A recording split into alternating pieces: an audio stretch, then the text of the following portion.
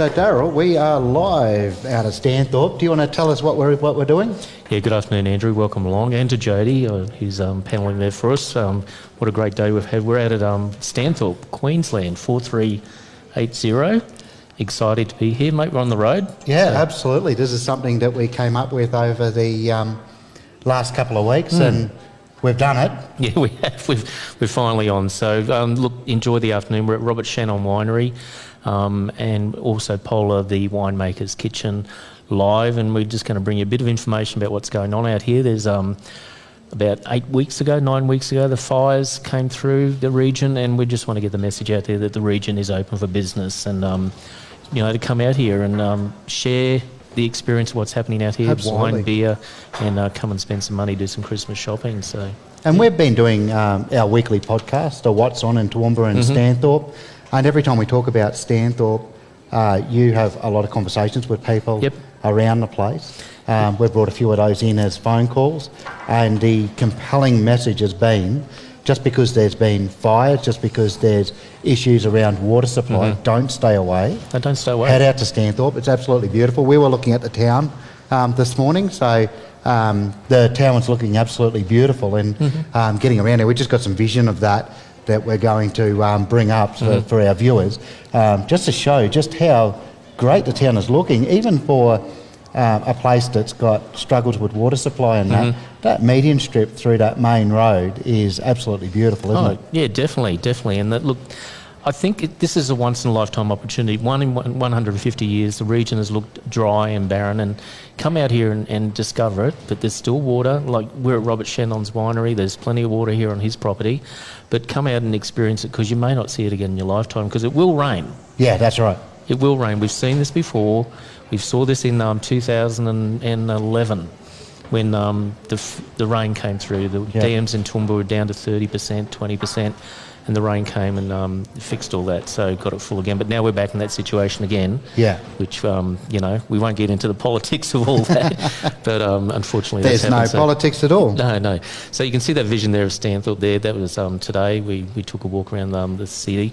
We also went out to the old landmark depot, and we looked at the Granite belt water relief. So we've got a bit of footage here. Let's have a bit of a talk about that.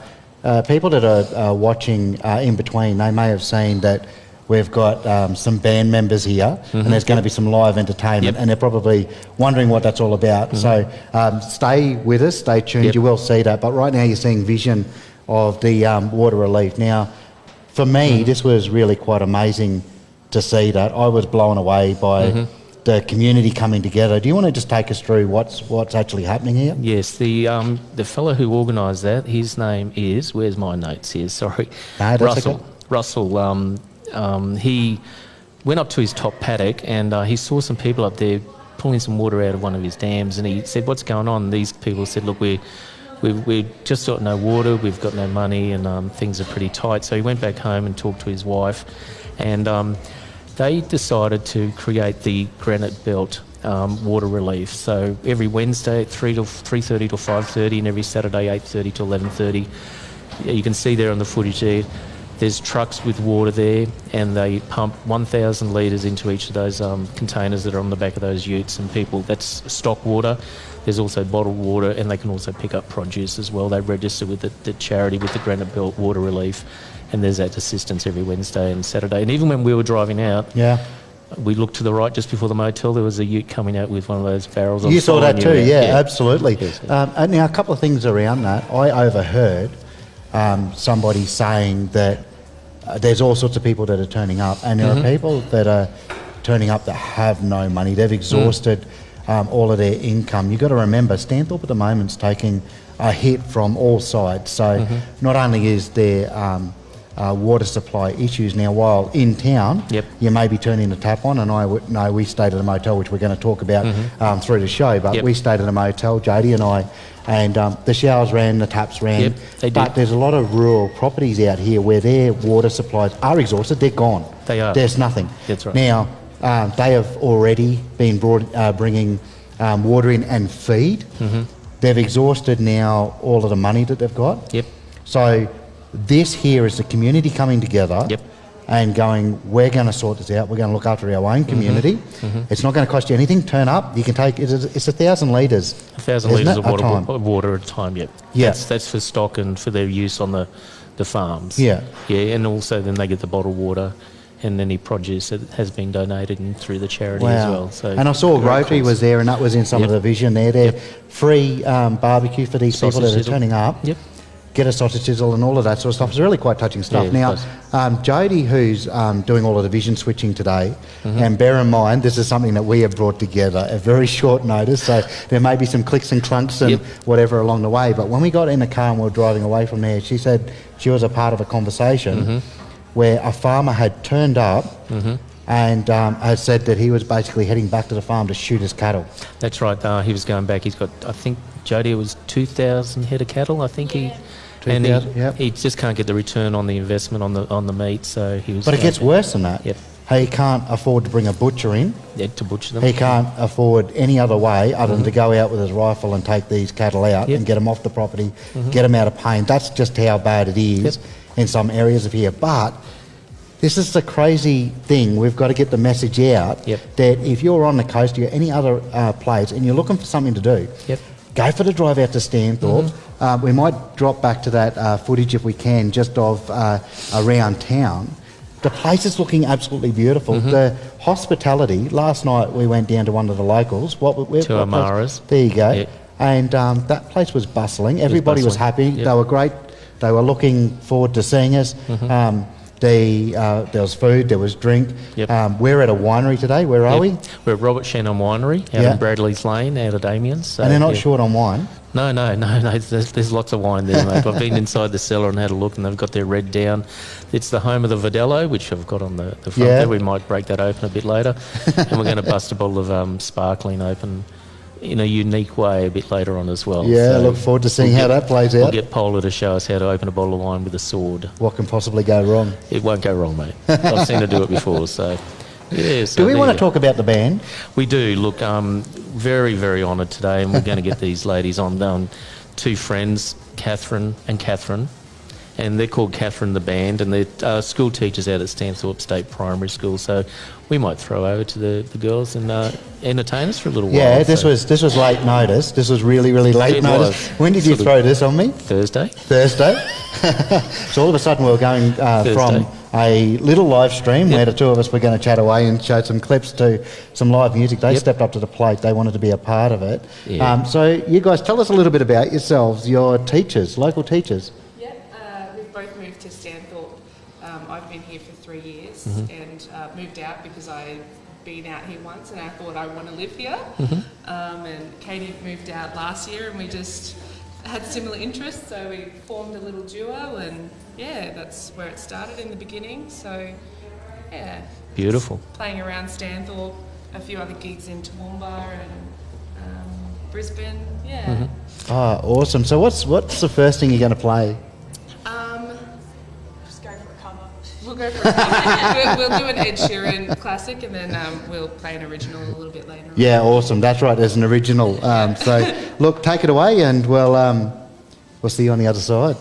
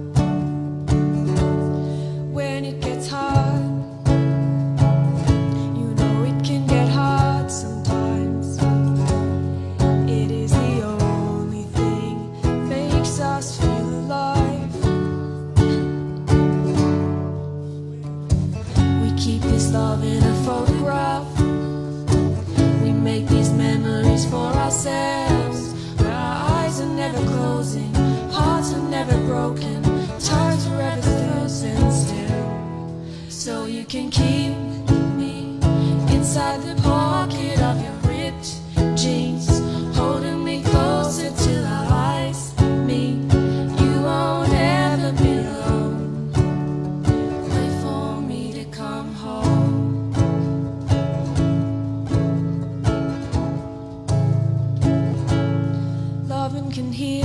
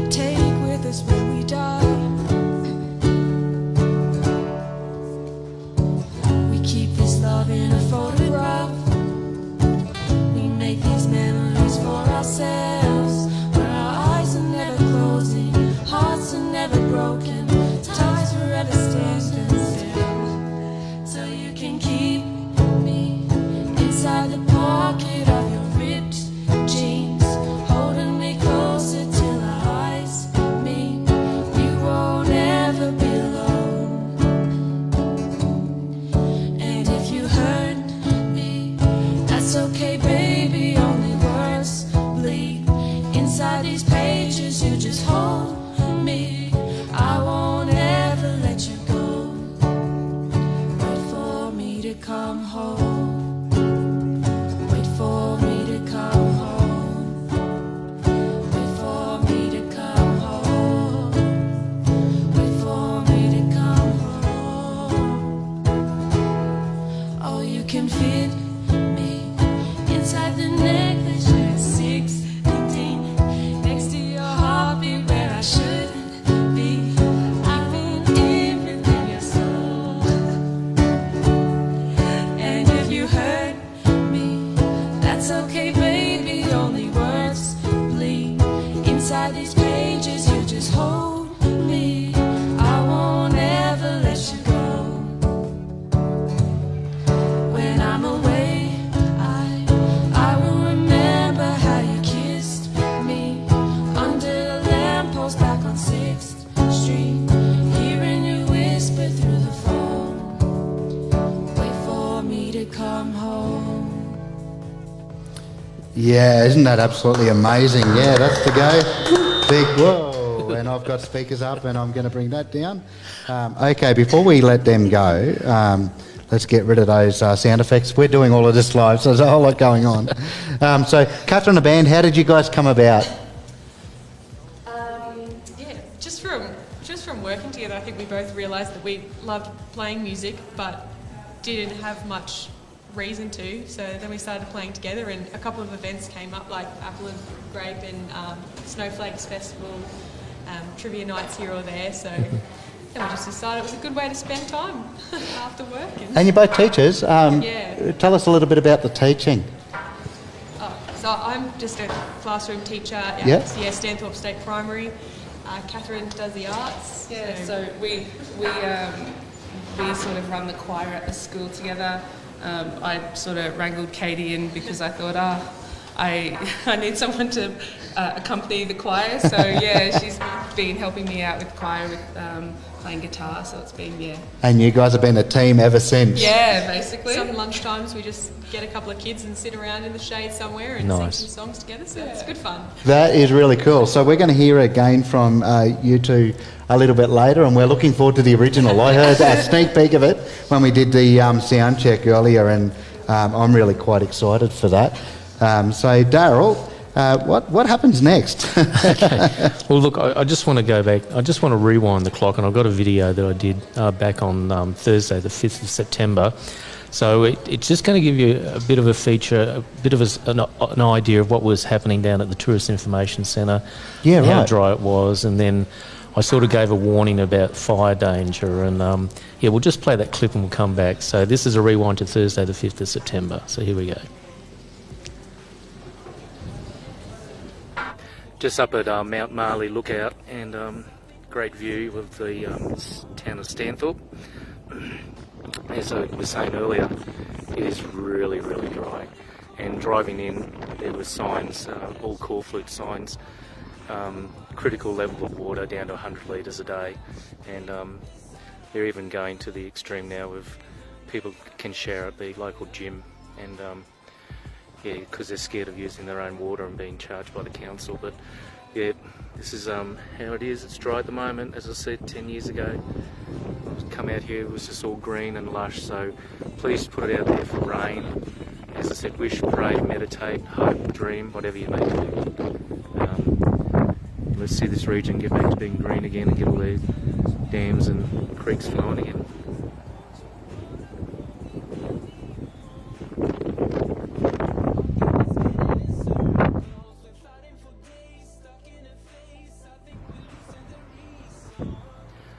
Just down at Rotary Park, and I'll turn the camera around and give you some more footage, but I'm just way down in the creek, and it's absolutely so dry here. As I said, I remember coming out here 10 years ago and this was very green, and this is no doubt the worst that Stanthorpe's ever seen it. So I'll flip the camera around and give you a look of the park here.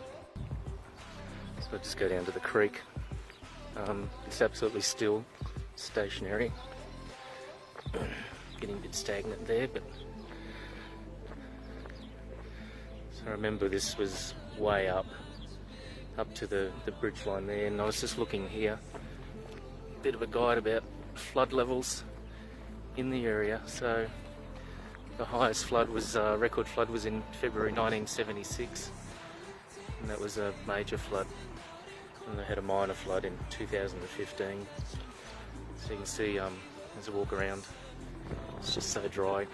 So I guess the idea of this on 4350tv and 4380tv for Stanthorpe, just like this video and share it with your friends and let them realise how bad the situation is here and to come out and support the area.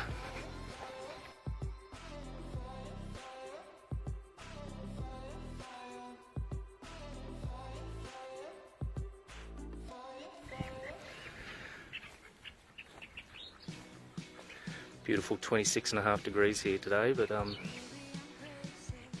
you can see it is dry. Today they're saying moderate fire risk around the region of Queensland, and tomorrow being Friday the 6th, high fire risk, so be careful with any equipment you're using, and don't throw any cigarette butts out of the car or anything like that. Yeah, certainly really dry here.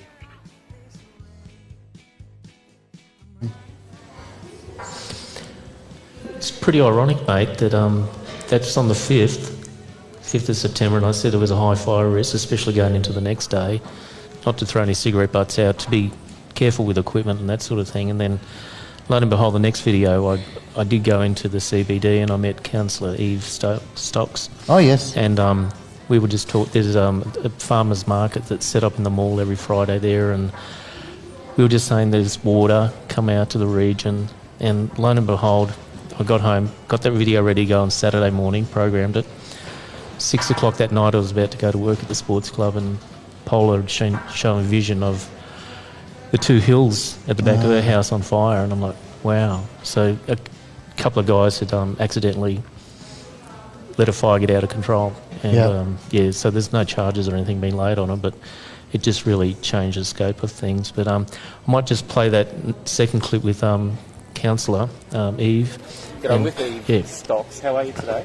Fabulous, thank you, Daryl, on this beautiful day here in Stanthorpe. It's glorious, it's glorious. I was just going for a drive through this morning. I see they've got the markets down here in the little mall here. So tell us what happens here. Well, this happens every Friday. It's the local fruit and vegetable market, the seasonal feast and seasonal bite. So it's all beautiful, fresh, local produce straight off the farms. Right, okay. And you could come down here from anywhere in driving distance and buy this beautiful stuff. Yep, amazing. Yep. It would really help the local people. You know, obviously everybody's concerned about water and or lack of water, but we are managing it as well as we can. We've just moved to the critical level of 100 litres per person per day. But we want to let everybody know that they're more than welcome to come and visit Warwick, Stanthorpe and all the other villages around the place, because if you can come here and spend some money, stay overnight, do all that kind of stuff. We have enough water, you know. We just don't want you to waste it, but we want to let you know that we are waiting for you to come here. The Main Street businesses are really doing it tough as well, because the farmers, the horticulturists, they don't have the money to spend that they used to. So we would like everybody from out of the area to come here. And you know, a lot of the people, particularly in the city areas, they hear it on the news that we're in a drought, but they obviously have no idea what it's about until they come and see it for themselves. You know, you get over that mountain range and, you know, there might be a few green paddocks where farmers are irrigating crops and things like that, but the rest of it is pretty brown and dry. So look, I'm going to encourage 4350 people to come out to 4380 and have a look. Yes, do. That's Stanthorpe, but also there's Warwick in between, 4370. You have to go through there on the way. Right. But it will be worth it at the end of your trip. Look, come for a drive. If you're scared about using water out here, just come for a day's drive, a day's trip, and head back home. It's not that far, really. Yeah, but, you know, like I said before, we really would encourage people to stay overnight because, you know, that's extra visitation. That helps all the accommodation. It helps the cafes. It helps all of those kind of things. We all need the help. That's right. Look, the water's a little bit low, but there's plenty of wine out here. That's what I love about the wine. Plenty of wine and beer. I want to thank you for your time today, and I'm going to get your business card. Just keep in touch. So. Thank you very much, Daryl. Happy to talk to you. Bye. Yeah, there you go, Daryl. And lo and behold, the fires were on that afternoon at 4 o'clock, and it just changed the whole scope of things for here. And that weekend there was an event planned here at Paola's, the winemaker's kitchen, had to cancel. Everything sort of cancelled around the area. Some businesses stayed open that could, but we really weren't encouraging people to jump in the car because the fires were blown around by the wind was changing direction and just sending. It never been seen before. And you Fires were just mentioned like changing it direction. changed the scope.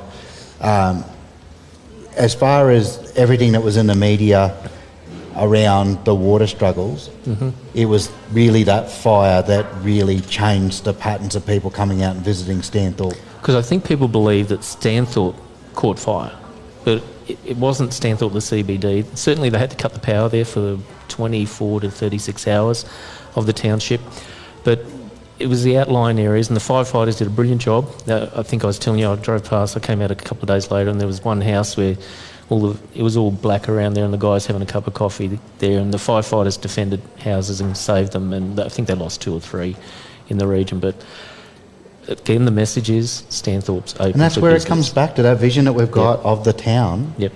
The town doesn't look like it's affected by fire at all. No, it's not. It's looking beautiful. It's looking like it's well cared for. It's a great place to visit. There's plenty of places to get a good meal. Oh, definitely, and we're going to have a meal tonight at High Street Motor Inn, the steakhouse. Yeah. Looking forward to that one at 7 o'clock tonight. So and High Street Motor Inn and the steakhouse there, they're open for business as well. So just as you come into Stanthorpe, you can't miss the guys. They're on the left-hand side. So We've got a lot to get through, but do we want to go to another song in between? I was going to say Break that. it up a bit? The girls have got an original this time. I think they're going to No pressure. do this. So we'll go back to Catherine, the band, and again, 2 young school teachers from Stanthorpe State Primary. So I'm going to. And they sound awesome. Yeah, We've got the sound in our headphones, and it's absolutely terrific, isn't it? Right, so it's over to Catherine and Catherine.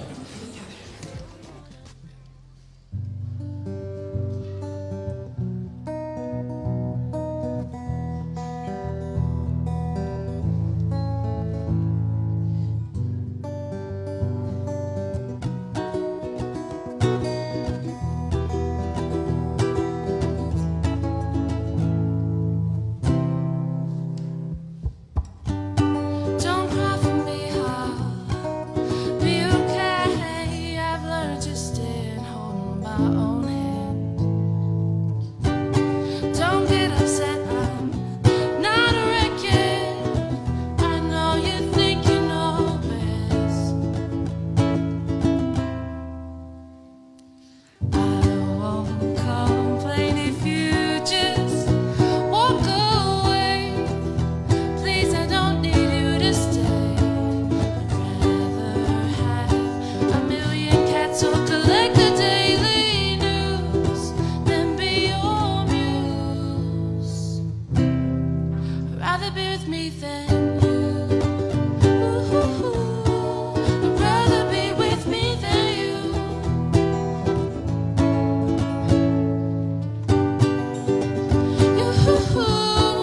I'd rather be with me than you.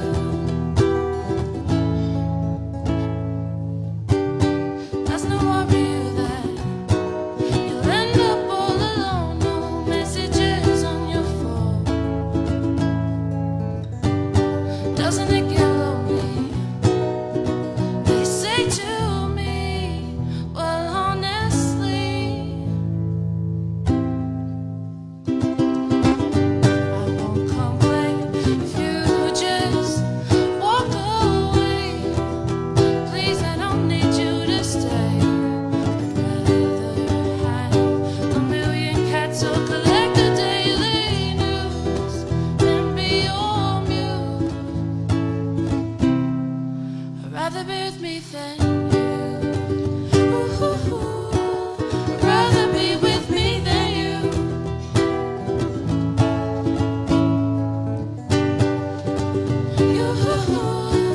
I'd rather be with me than you. I'd rather be with me than you. Yay! Now, before we let them go anywhere, I've got a couple of questions. How did that song come about?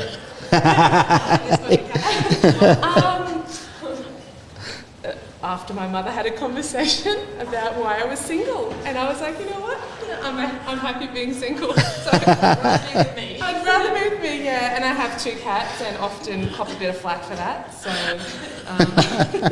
that's how the song came We just about. call it a Million Cats song. Yeah, a Million Cats song. That's really, really cool. So, when you get a great song out like that from a situation, it makes it all totally worth it, doesn't it? Yeah. Wasn't that really good, Daryl? Oh, that's great. That's an original. Catherine the band, and look, you can find them on Facebook, YouTube, and Instagram. I love their tag here: acoustic, fun, dynamic, just brilliant. So bookings are on 0432 038 541. You're going to stick with us for another one? Well, we do a couple more stories. Okay. Right. Oh, we're looking forward to that. That'd be great. So excellent. Mate, I just thought we might do a quick phone call. So we haven't tried this yet. Oh, there you go. So, yeah, that's another dynamic component to this live stream. We can bring in phone calls, and Daryl's going to work his way through a phone that he's never used before. I know, yeah. So And we'll bring that in. And, mate, I hope they do answer on the other end. Who are you ringing? well, I'm going to ring Leanne Puglisi, actually. Oh, She's yes. organised grazing on the Granite, which is happening today. Now, we've had 2 buses through here. We had a bus load at 10:30 with about 12 people on it at Paola The Winemaker's Kitchen and Robert Shandon Winery, and we've had another 10 in on the second bus. So we'll just see how this is going, and we'll get Leanne on the phone. So it's ringing, I think. Hi, Leanne, it's Daryl Nicholson. How are you? Good. How That's are you? good. Oh, good. We're live. It's working. We've got you on the phone. So you got Daryl from 4350tv and 4380tv, Andrew from Join the Adventure and Trueau.news and Jody. So we're having a ball out here. We've had 22 people through here so far off the buses. Yeah, awesome. So that's great. So how are you going out there I at don't know how Ballandine? many we have. Oh, flat out. We just had another bus arrive, and so the grazers are heading down to have something to eat, and then they'll meet us up in the cellar door. Oh, there's a lot of people down there waiting for some food. So, good stuff. yeah, it's been a good fun day. Everyone says that they're having a lovely time. So Excellent. So we're very happy. This is the second one. This is the spring one. You did one in summer, and you decided to do the spring one because of the fires that happened about 9 weeks ago. Yeah, we thought, well, this is something that we can do. Actually, the last one was in autumn. So it was a cool grazing, and it went so well. We thought this is a simple idea we could put together very quickly with the wineries who've done it before, and try and encourage people to come up and spend some time, spend a little bit of money in the region and help support us. So, and it's funny, most people have said that to us, that that's what they want to, that's what they're here for. They want to help support the wineries, help the region out. So come up, do a little bit of grazing, have a good fun day and spend some money with it. Yeah, Leanne, what's your message to people that maybe they might have been thinking about coming out to Stanthorpe 6 months ago? They thought that might be a great destination to check out. Maybe they do it regularly, but they're actually staying away now because they think they might get in the way of the fire damage and the water issues and all of that sort of stuff. Yeah, look, everything is still operating as normal. Yes, we've had a few issues in the last couple of months, and yes, water is restricted, but it doesn't mean that you can't have a good time. So all of the wineries are operating as usual, the restaurants are open as usual, even the town, we just need you to come and support us and help us out.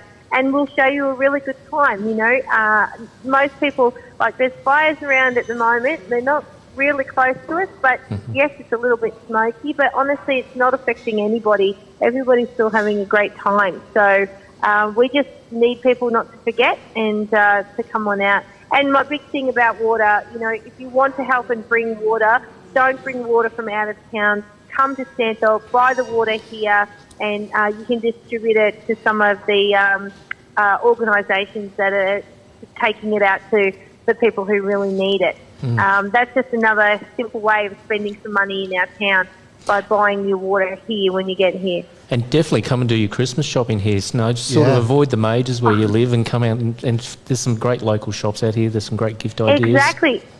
Or even online, if you're buying wine online for your friends and family or your Christmas party, that's helping us out greatly, The Wine for Water campaign, that's been all online. People haven't come here to pick those packs up. They're buying them online and we're about to give a $10,000 cheque to the relief organisation that's accepting that money. It's just been phenomenal, you know, and we've had people ringing up saying, can we have another one? We've decided to use it for our clients' gifts or Christmas parties. Isn't that great? That's what we need. People not to, it's wonderful, you know. People have been so generous and they know what it's like, you know. That's how to solve our problem, is keep our businesses open and going. Leanne, quite often when there's adversity in an area or a place or a community, that's exactly what it creates, is community. The community comes together, steps up to the plate. Have you been witnessing that with Stanthorpe? Oh my gosh, well, you know, we're a pretty amazing community at the best of times, but when we need help, everybody just chips in. And yes, it's incredible watching how people work together, watching all the people volunteering for drought relief. You know, if these volunteers were not doing what they're doing and helping people out by taking water to farms and tanks, I don't know how these people would survive. There's no other way they can get the help that they're getting except from these volunteer organisations.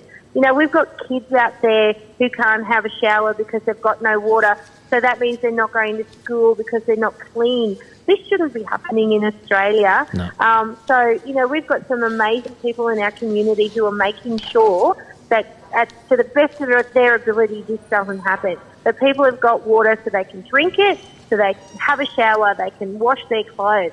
You know, it's disgusting to think that we're 3 hours away from Brisbane and this is happening in Australia, that we've got people who just have nothing. It's incredible to think. I never ever thought I'd see that happen in our community. So the people who do this work 24/7 are amazing. Amazing. Leanne, you've mentioned amazing people, and we've come across these two teachers that are about to give up their teaching career because we've found out they're actually better at performing and singing, and they're helping the community out. They've got a couple of originals and all of that sort of stuff. And it is amazing to come out to this community in Stanthorpe and come across people like this to see, and we've been putting vision up on our live stream that we're broadcasting today, haven't we, Daryl, of the water efforts with you know, people being able to take up to 1,000 litres of water away each a time. That's right. You know, we saw you this morning interacting with people, you know, getting onto the wine tours and getting out into the community. So you're absolutely right in saying that people are stepping up to the plate and this community is going to be stronger for it, yeah? Will we? Oh, absolutely. You know, and we'll get through it. We've been through tough times before and we will get through it as a community, and you're absolutely right. It just makes us stronger, and, you know, if something happens in the community, someone here has got your back. Mm-hmm. And there's not, you know, that doesn't happen everywhere. It's a very, you know, wonderful place for that. You know somebody will be there to help you out. All you just have to do is ask. And there's always somebody around the corner who'll lend a hand. It's brilliant. Leanne, absolutely great, and I look forward to the next Grazing on the Granite when you do that. And don't forget water for wine, please. Sorry, wine for water. Water for wine. I always get mixed up. But I do too. It's terrible. I think it sounds good either way. Yeah, and either way. That's right. If you've got corporate customers and you want to sponsor them, just, you know, buy them a case of wine, and that money's going to go. And I can't believe a $10,000 cheque you're going to write out for the people of this community. Yeah, and look, it's amazing. You know, that's happened in 2 weeks. It's just been phenomenal. Wow. So, and that money will go to buy water for people who, you know, can't afford to buy it. So it just keeps us going a little bit longer. Great. Leanne, thanks for your time today. I hope you have a ball out of Ballandine Estate. Thank We're having you. a good time here at Robert Shannon, and we're waiting for the next bus load to come through. So take yeah, care. the cellar door's full here at the moment, so I better get in there and help them out. Thanks, Righto, guys. take care. Thank you. There you go, Daryl. It worked. Well, yeah, look at that. Our technology is working really, really well, considering that we only started putting this together a couple of hours before the show. We rolled in, and it's all come together. Mm-hmm. And to have the entertainment that we've got, to have the location that we've got, I actually think it's quite beautiful. We've got vision of it's dry, but I like the landscape. I think it looks really quite nice out here, but not only the landscape that we've got where we are, and unfortunately we haven't got a camera on it, but we've got the grapevines there, and they're looking really good as well. Well, they are, and they've got a little bit of irrigation going through there, and I took some footage of them a couple of weeks ago and shared that. And the harvest is about February, I believe, that they'll be harvesting the grapes for the next vintage. I'm just getting confirmation that February their harvest. February they'll be harvesting. So Robert's got a red that's sitting. Robert and Paola got a red that's sitting there ready to go to be bottled. So that red is going to be great. But Robert Shannon Winery, the home of the Vidello, mate. We've got to try this a bit later on. Doesn't miss an opportunity to get a bit of a plug. Yeah, that's the way to go. That's right. So what next? Have the girls got another song? Have you got another song for us? Yeah, you got another song? Okay. Again, Catherine, the band, again, they get in, they support community to teachers from Stanthorpe State Primary. I'm going to throw over to Catherine, the band. Check them out on Facebook, YouTube and Instagram. Catherine, the band, currently giving up teaching as a career because they're better at this. Well, they're going to be live. They're probably great teachers. They've been live streamed around the world, mate. Who knows? Right. Someone will pick them up. It's over to you ladies.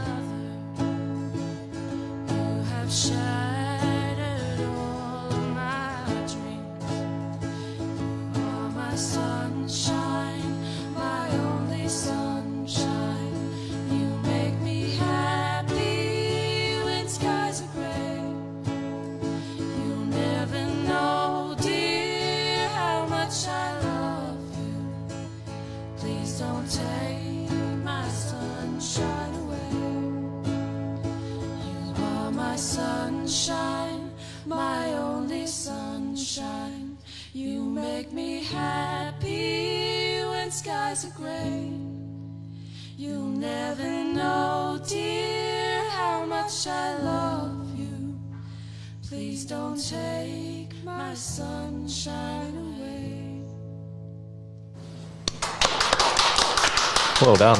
Isn't that beautiful? I love that song. I used to have a karaoke business and I sang that once, but these girls kill me. They're way better than me. And you don't have a teaching career to give up, right? That's why I don't have a karaoke business anymore. No, that was great. Thank you, ladies. Thank you very much. Do we get to keep them, or what happens here? Well, you have to fight Poppy on that. Poppy wants to keep them, I think. So, yeah. So, that's amazing. So we're going to tour this show. Yep. Well, I mean, come on. We could go anywhere. We could go anywhere. I got to tell you a funny story. There was a bit of a joke around town, you know, with bad things like the fire, there's come good things, and it's certainly put Stanthorpe on the map. We just need people to come out here and spend. But there was a bit of a joke around town, how do we save water? And a couple of people come up with the idea about, well, you know, forget about water, there's plenty of wine, there's plenty of beer, or maybe shower with a friend. And Paola got picked up by the ABC Southern radio station yesterday, and they took a photo and put it on Facebook, and it's Stanthorpe Save Water, shower with a friend. And I got one of the T-shirts on here. And Sarah from Tilly and Wilbur came up with these T-shirts, and for every T-shirt that's sold, $5 is going to go into the drought relief for the region. So this is a T-shirt that, okay, well, Yes. if you can stand up and stand in front of that camera, we can show everybody what we're talking about. This is a lady, she was on ABC yesterday on Facebook page, and also on Landline. Yeah, come over here, stand in front of the camera, look at the camera, big smile. There's Paola the Winemaker. Yeah, that's awesome, isn't it? Anyhow, I spoke to Sarah. I said, Sarah, can we get a couple for the crew, the production crew here? So with Jody and Andrew. This is for you, Jody. Oh. Stanthorpe, save water, drink wine. I know you love your Bundy, but...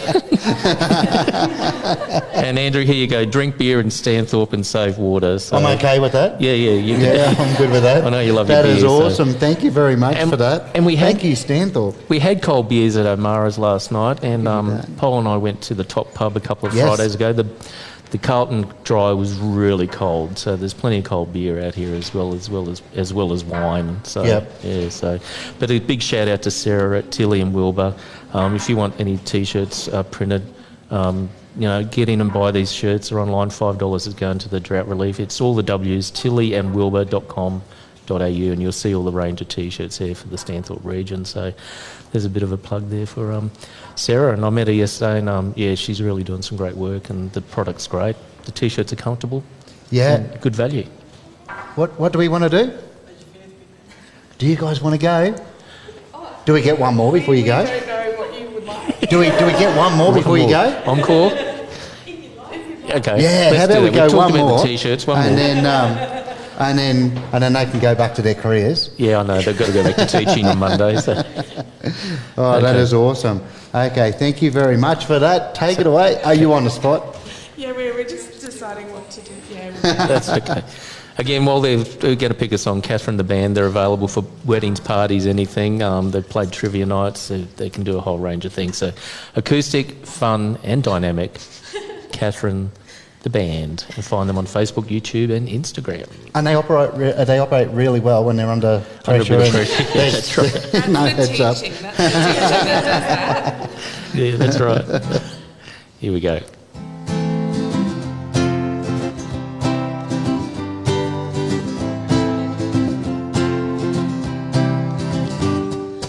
I don't like walking around this old and empty house. So hold my hand, I'll walk with you, my dear.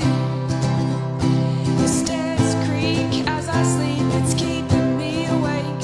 It's the house telling you to close your eyes. Some days I can't even trust myself.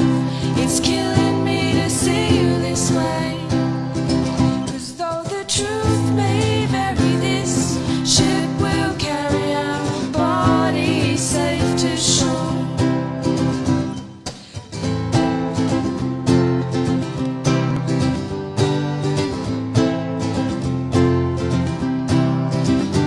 There's an old voice in my head that's holding me back. Tell her that I miss our little talks. Soon it will be over and buried with our past. We used to play outside when we were young and full of life and full of love. Some days I don't know if I am alright. Your mind is playing tricks on you, my dear. 'Cause though the truth may vary, this ship will carry our bodies safe to shore. Don't listen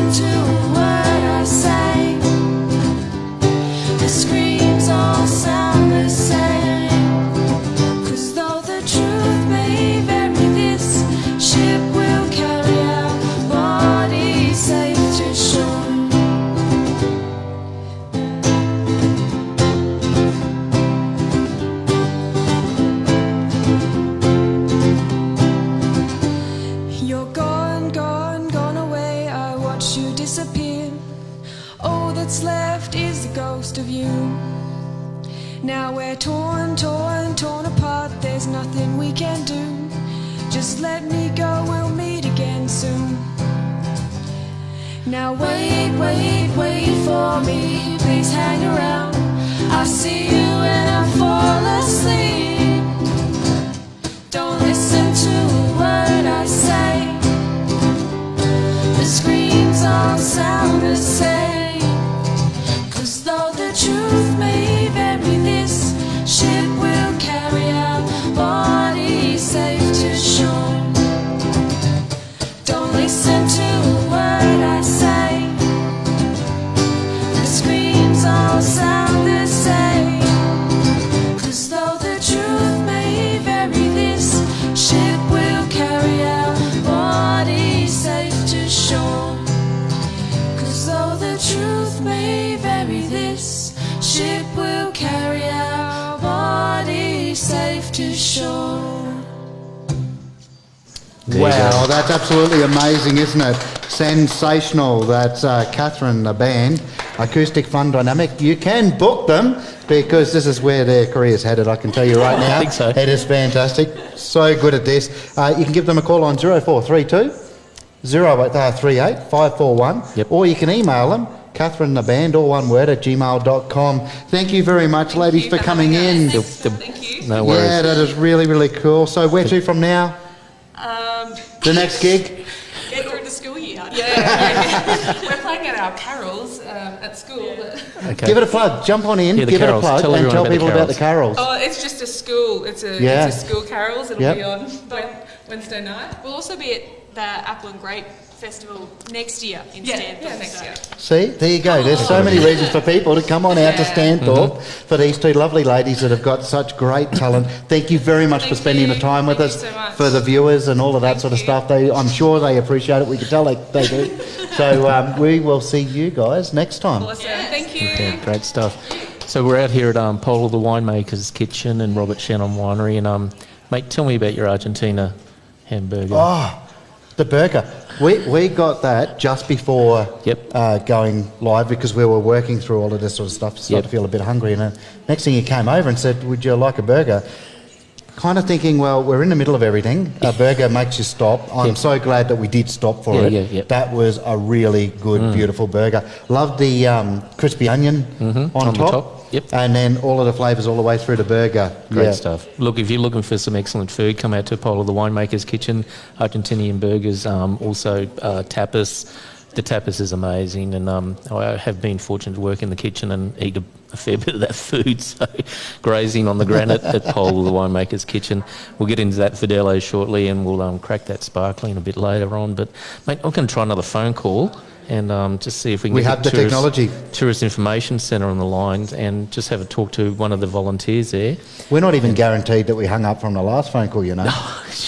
Leanne's probably still on the line, so let's see if we can get someone on the phone there. So we're ringing the Stanthorpe Tourist Information Centre. We'll get one of the volunteers there and just have a quick chat to them. So, and they kind of have an idea that they're getting this call. They do, but anybody could pick the phone up. That's right, anyone could. I love it. Yeah. This is as live as it gets. I know. It's still ringing. Here we go. Hello. Oh, hi, it's Daryl Nicholson from Stanthorpe-4380tv, and you've also got Andrew from Join the Adventure and Trueau.news. How are you? Good, thank you. That's good. How's it going out there at the Stanthorpe Tourist Information Centre today with Grazing on the Granite? Very quiet at the moment. Quiet? Like, It was bustling. It is It was really bustling quiet. there at 9 o'clock when we were there this morning. Everyone's picking up the tickets. oh, well, yeah, it's quieting down a bit this afternoon. Okay.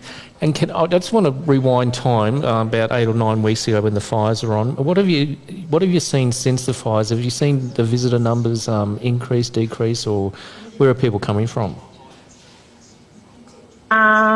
We've got people coming mainly from Queensland. Mm-hmm. Yeah, the visitor numbers are down. Right, okay, yep. But yeah, because I think people think we've got no water. Mm-hmm. And if they come here, that they won't be able to and stay in accommodation, that they won't be able to have showers or use toilets or all that kind of thing. And that's Yeah. that's what we're doing today. We're out at Robert Shannon Winery, and we're just trying to get the message to the world. We're doing a live stream. You're live on our network. Oh, And- embarrassing. oh, no, it's not embarrassing. Andrew's here as well. Andrew, just throw a few questions in. If you've got any questions. Oh, sorry, what was your name? Missed your name. My name's Candy. Candy. Candy, it's Andrew here, and you made the point that people think that they can't get accommodation, they won't be able to have showers, and we stayed at the High Street Motel. We not only found accommodation there was plenty of accommodation available. They would like more people, and the showers were beautiful this morning. What would you say to people that are maybe hesitating because they think that Stanthorpe can't take visitors? I just let them know that we are open. The accommodation places are all open. We do have a water restriction, but people just need to be conscious of when they use water, they use it wisely. Pretty much, yeah. I've had phone calls from people from Harvey Bay this morning wanting to know if it was still okay, that it was open for business for visitors. Yeah. And so everything is open for business. Not only are they open for business, they want people to come out and visit Stanthorpe. Stanthorpe, the community, doesn't want people to stay away. They want them to come out and enjoy the beautiful place. Something that really struck me is that for a message that's getting out there to the, you mentioned that most visitors come from Queensland, but probably across the world because of the fires and the water restrictions, that the place is probably going to be parched and burnt, but that main street is looking absolutely beautiful. Yes, and it's not like the whole town went up in flames. Yeah. There were areas and people did lose their homes, but it wasn't the whole town. And so to overcome that and to heal from that, the best thing is for people to really come out and support the economy, yeah? Yeah, definitely. Like I've spoken to people in Toowoomba, and they were going to get their friends together and all come down for a weekend and go to the coffee shop, and yeah. Excellent. And the It's Visitor kinda like Information Centre, what sort of services can people get from the Visitor Information Centre there in Stanthorpe? Well, we have a lot of information as regarding accommodation, places to eat, places to go to. Not only the Granite Belt area, Stanthorpe area, but surrounding areas as well. Mm-hmm. All the local attractions and information on what's on at the moment. Great stuff. Yeah. And so I'm going to be in Stanthorpe this afternoon and tomorrow. What are some of the things I should check out? Well, it really depends on what people like. Obviously, a lot of people come for the wineries, but we do have other produce places, like we have olives, an olive place. We have apple, Sutton's apple. Yeah. We've got a cheese place. So there's all sorts of produce places still open, like Sam's Fruit and Veg has got a lot of local things made from local produce. There's the Law Dog show. Beautiful. Candy, you have done so well because you weren't expecting this phone call. We've put you on the spot. And so for people watching this live, this is the great service and commitment that you get from the local Visitor Information Centre. Candy, thank you very much for spending time with our viewers. No worries. Great. That's excellent. That's How excellent. good was that? That's good, mate. I'm loving this. Like, This is you really picked up cool. the phone, you just made the call. Yep. We were at the Visitor Information Centre earlier today, and you talked with somebody. I know it definitely wasn't Candy. Volunteer, It was a volunteer, and said, "Hey, would it be okay if we made a phone call while we were doing the live broadcast?" Yep. They went, "Yep, no problems. Will we get you?" Don't know. We didn't. Change of the guard at 12:30, so they changed shifts. Yeah, So that's a really good example of the kind of experience that you get. That's right. Out of this community. Yep.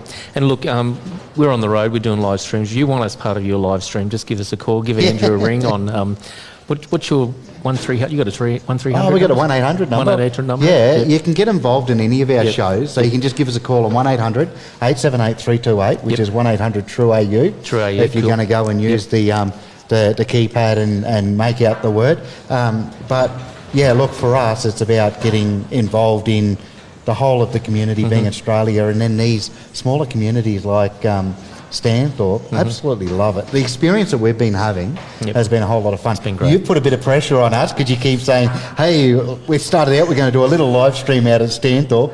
Then we got some live entertainment, which, gee, I've got to thank you for that, to be able to experience, the band Catherine the band. Excellent. No longer teachers. No, I think the principal's going to call them in Monday. Actually, they might call us in. What have you done? Probably, yeah. So that's our music program. It was so good, and now it's in trouble. It's excellent. Mate, a little while ago, I went out to Wellcamp Airport. There was a launch of a tourism group, and John Wagner spoke about... Up in Toowoomba. Yeah, and John Wagner spoke about tourism, and his sort of vision is he's not all about Toowoomba. He said if people want to go to Gatton, go to Gatton. If they want to go to Dalby, Warwick, Stanthorpe, whatever. And I guess one of the things that when you come out to Stanthorpe, you do go through 4370, which is fond to your heart, Warwick. So I did sit down on the way through yesterday. I caught up again with Councillor Eve Stocks. And we sat in the main street of Warwick, outside the Bellevue Cafe, having a lovely cuppa. And one of the staff came out and we interviewed the staff member as well to ask her what's happening in Warwick. Oh, wow. So if we can go to that clip, that's the clip number 3 there, Jody, and let's run through that interview with Eve yesterday in Warwick. This is live in the street.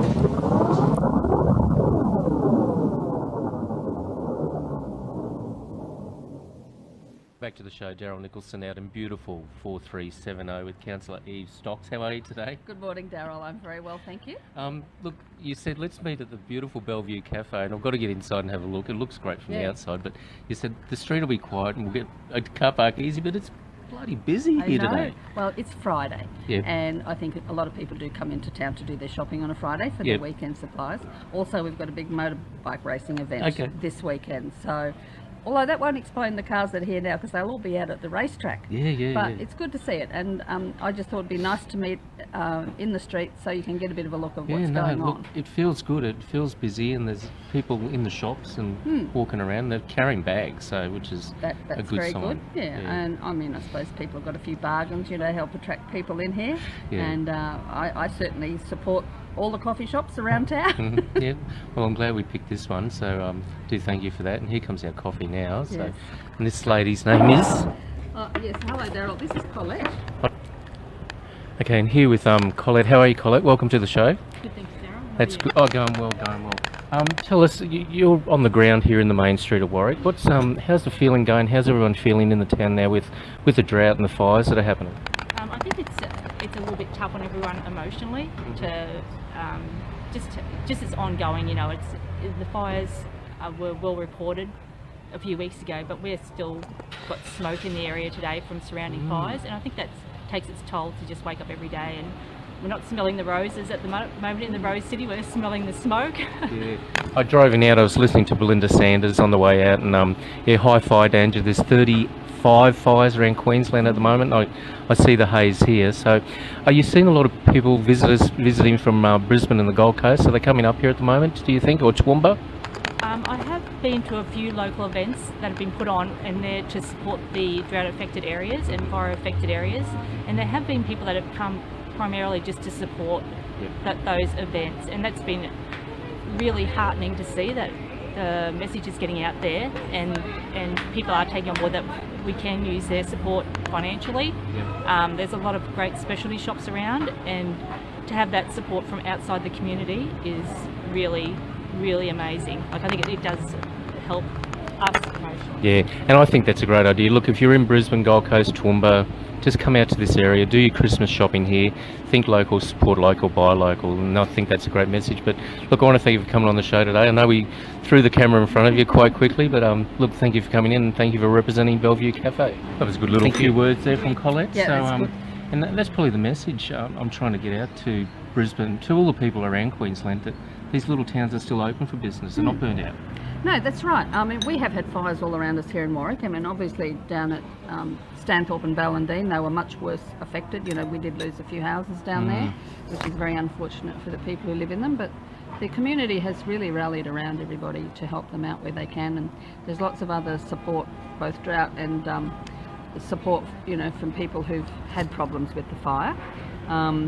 Just looking at cars going past in the window with the hay bales on, people, it's still having to buy feed and water to water and feed their stock. So, you know, the people in the country are really doing it tough. And when they haven't got money to spend, they can't spend it in the shops. And so this is what, you know, we're talking about today, helping promote what's going on in the town so that we can get people to come here and spend money. We have lots of really beautiful specialty shops, in dress shops and gift shops and health food stores, lots of cafes, you know, and this is the main strip rather than in the shopping centre. So, you know, you go to the big cities, you've got big shopping centres where everybody gets a park underground and they go and spend a few hours in the shopping centre. We want to get them out here. There's plenty of things to see, you know, and as far as the fires go, you know, we've got fires raging around us, you know, out of town at the moment. It's very smoky.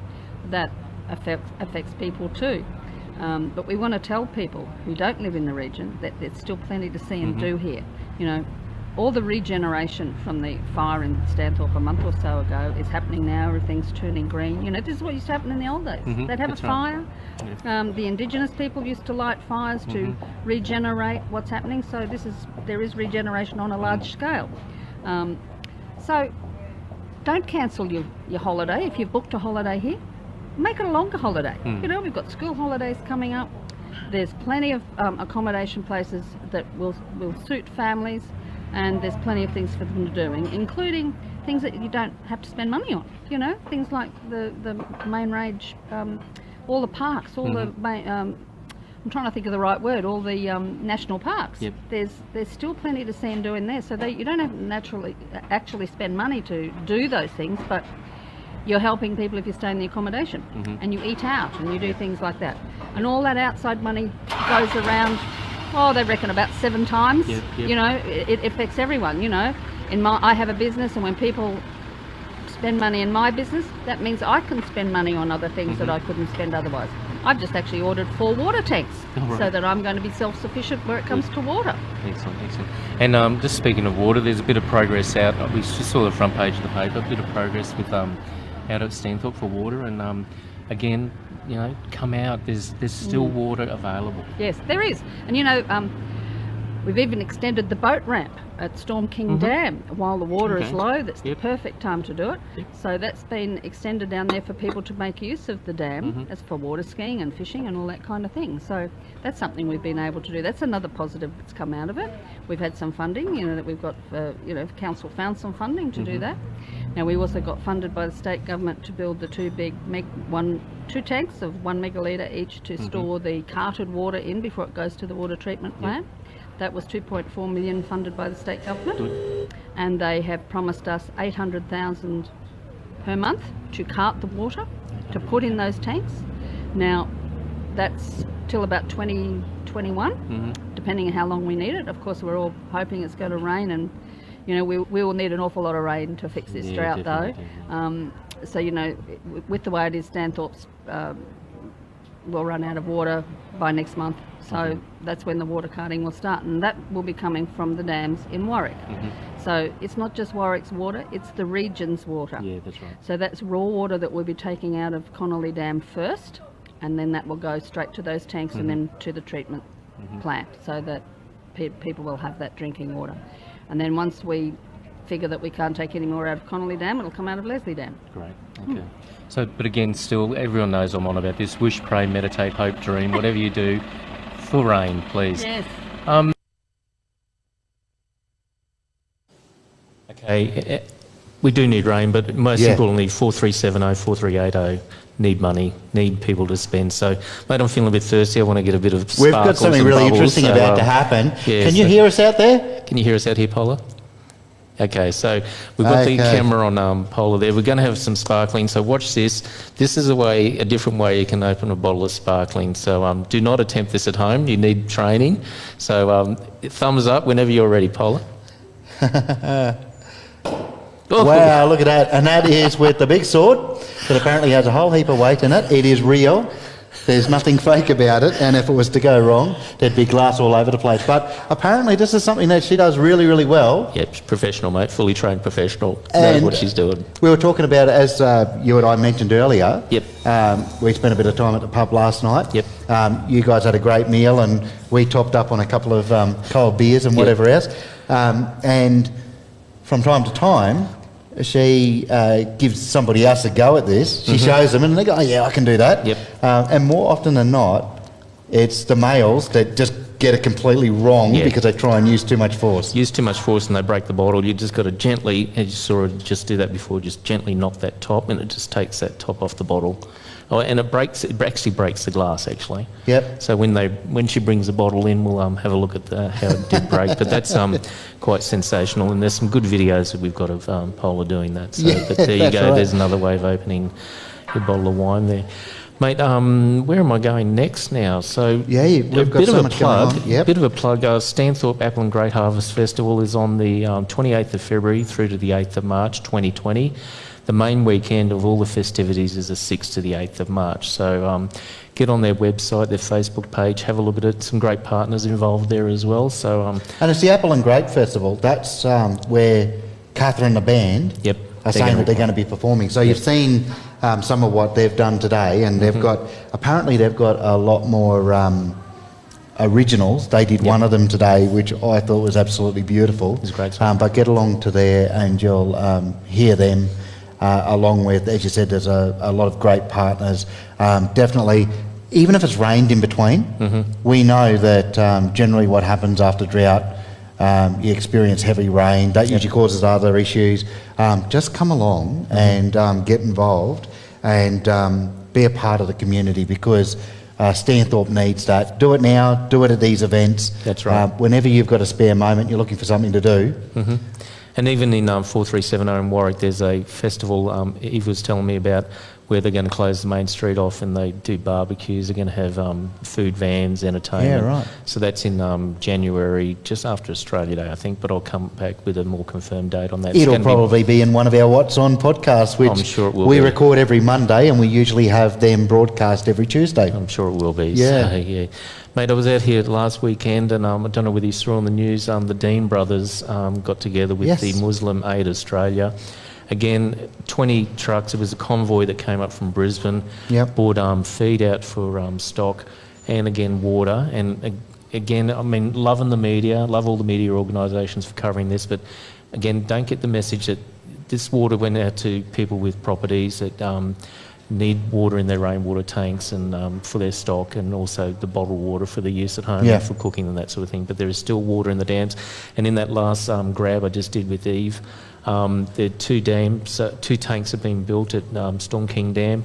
That water starts to get trucked in at the end of, probably in the middle of December, and that's at $800,000 a month to transport that water into those tanks to keep going into the town supply if it doesn't rain, which long-term forecasts, I mean, you probably haven't got your weather report here right now, but long-term forecast is there's no rain on the horizon, so I dare say they will be pumping that, and the government's made that assurance that there'll be plenty of water.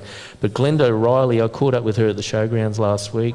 She's from the Granite Belt Drought Assist, working with Muslim Aid Australia.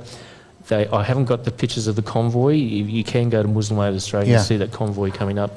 But I got a grab with Glenda, and she was talking about what she was involved with and what was happening that day. So this was recorded last Saturday.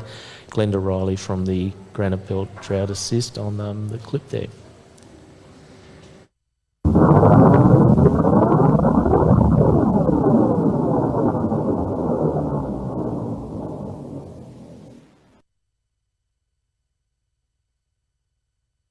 G'day, Daryl Nicholson, Toowoomba Advocate, out here at Stanthorpe, beautiful 4380 with Glenda Riley. How are you today?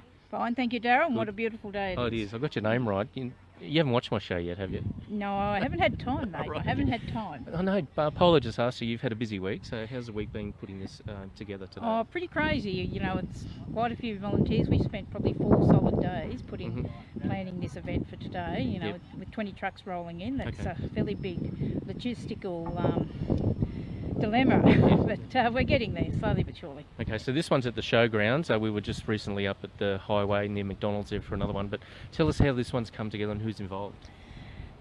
We work with Muslim Aid Australia, otherwise known as MAA. They're an international aid agency, and they brought 10 trucks of water down beginning of September, right the day after our fires came through, and they've been fundraising to bring back another 20 trucks of fodder and water. Okay, and that's due today? That is due in probably An hour or so. Okay, good stuff. This is a great community spirit. So how did you come about involved in this, and what motivated you to do this? Well, we had a small group of local residents early in the year, and we identified very quickly that there was going to be problems with water and food, and just with the drought just going on further. Yep. So we put together and we started to do some food hampers, but then we were approached by MAA. Would we handle the water in September? And it's gone astronomical since then. So we're now dealing primarily in water, and as of today, with today's donation, we'll have received over 1 million litres of water. Wow, that's great. And is this going to be every Saturday, or what's the plans? No, this is just I'm hoping to have a day off next Saturday. Right, okay. Yeah, good stuff. Look, this is great work and great community spirit. Really do appreciate that. So, look, it's another example of what's happening out here at Stanthorpe 4380, and it's open for business. We are certainly open for business. Stanthorpe is open for business. Yeah, good. So pop out here to Stanthorpe, jump in the car. Motels are available, the lodges are available. There's plenty of water. Shower with a friend, but just come out and spend some money. Spend your Christmas shopping money here in the local region. Stanthorpe 4380tv, more than just a postcode. It's all about community spirit and people like Glenda. Thank you for your time today. Thank you. I lose my breath whenever I see you. You stole my heart. What is it that you do?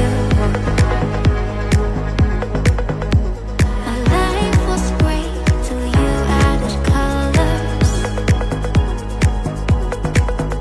Like the moon is the sun, we don't care about the others. I just wanna love you, just wanna hold you, just wanna be with you till we grow old. Please tell me you'll stay or take me away. I want you for myself every single day. You set my world on fire. Okay, Cheers. cheers, mate. So this is absolutely. Cheers, Jody. Cheers. Yep. Cheers, Paola. So this is the wine out of the bottle, and you're right. There's the glass is missing. That's right right. there. Yeah. So the top stayed on the bottle, and the glass is actually broken. Yeah, and away. It's a clean break. Look at too. that. You could, don't try that at home. No, you've got to know what you're I doing. want to try it, but at home. Yeah, so that's the theatre of opening a wine bottle. Wow. Performed by Paola there. So that's really good. So again, that's we're at Robert Shannon. That's a nice wine. Winery. This is the Vidello. This is home of the Vidello, and this is the Bubbles. So this is. So it's a really nice good wine, drop. which means that by the end of the show, who knows what's going to happen? It's beautiful, mate. Absolutely beautiful. Absolutely. So that was Glenda with the Granite Belt Trout Assist. You can check them out on Facebook. They have a bank account, so if you do want to drop some money in the bank account, you can. And also the Granite Belt Wine Relief. We're going to cover Granite Belt Wine Relief. Wine relief. It's such a good drop. Look at what it does to you. Sorry, Russell and Samantha Wantleen with the Granite Belt Water Relief. They've got a Facebook page as well, and they've got their BSB and account number there, so you can drop money in that account as well. And that's what they need as well as some cash to operate that charity. So that's the it's a registered ACNC. So the Granite Belt Water Relief. They've got a BSB there. We'll have some footage about that a bit later on. So that is a really nice drop of wine. I really love it. So the Vidello. I don't mind it. It's good. Yeah, it's really good. I'm just going to another zip before we move on. Do I need to carry the show for a bit while you... No, it's fine. Okay, let's move on. When I was out, you met Nathan this morning. He was at the Water Relief. The Water Relief, and he's a character. He's isn't he? He's pretty well known by everyone. He's got Granite Belt cleaning and hospitality supplies. Very humble, unassuming person. And very grateful that the restaurants and all the cafes in town have supported him and they've made him what he is, and he's a very grateful and humble person on that. But he said to me, there's one guy you need to see in Stanthorpe, and he said he knows you, Darryl, from the Toowoomba Rugby League and from Queensland Rugby League, and we did some work there a couple of years ago, and Michael was in the rugby league scene there in Toowoomba. He's decided to come back home with family. He's bought a business here. So I caught up with Michael yesterday. We rekindled some memories and we talked about, again, what's happened since the fires. So we're on to the next clip there with Michael Jensen, great guy.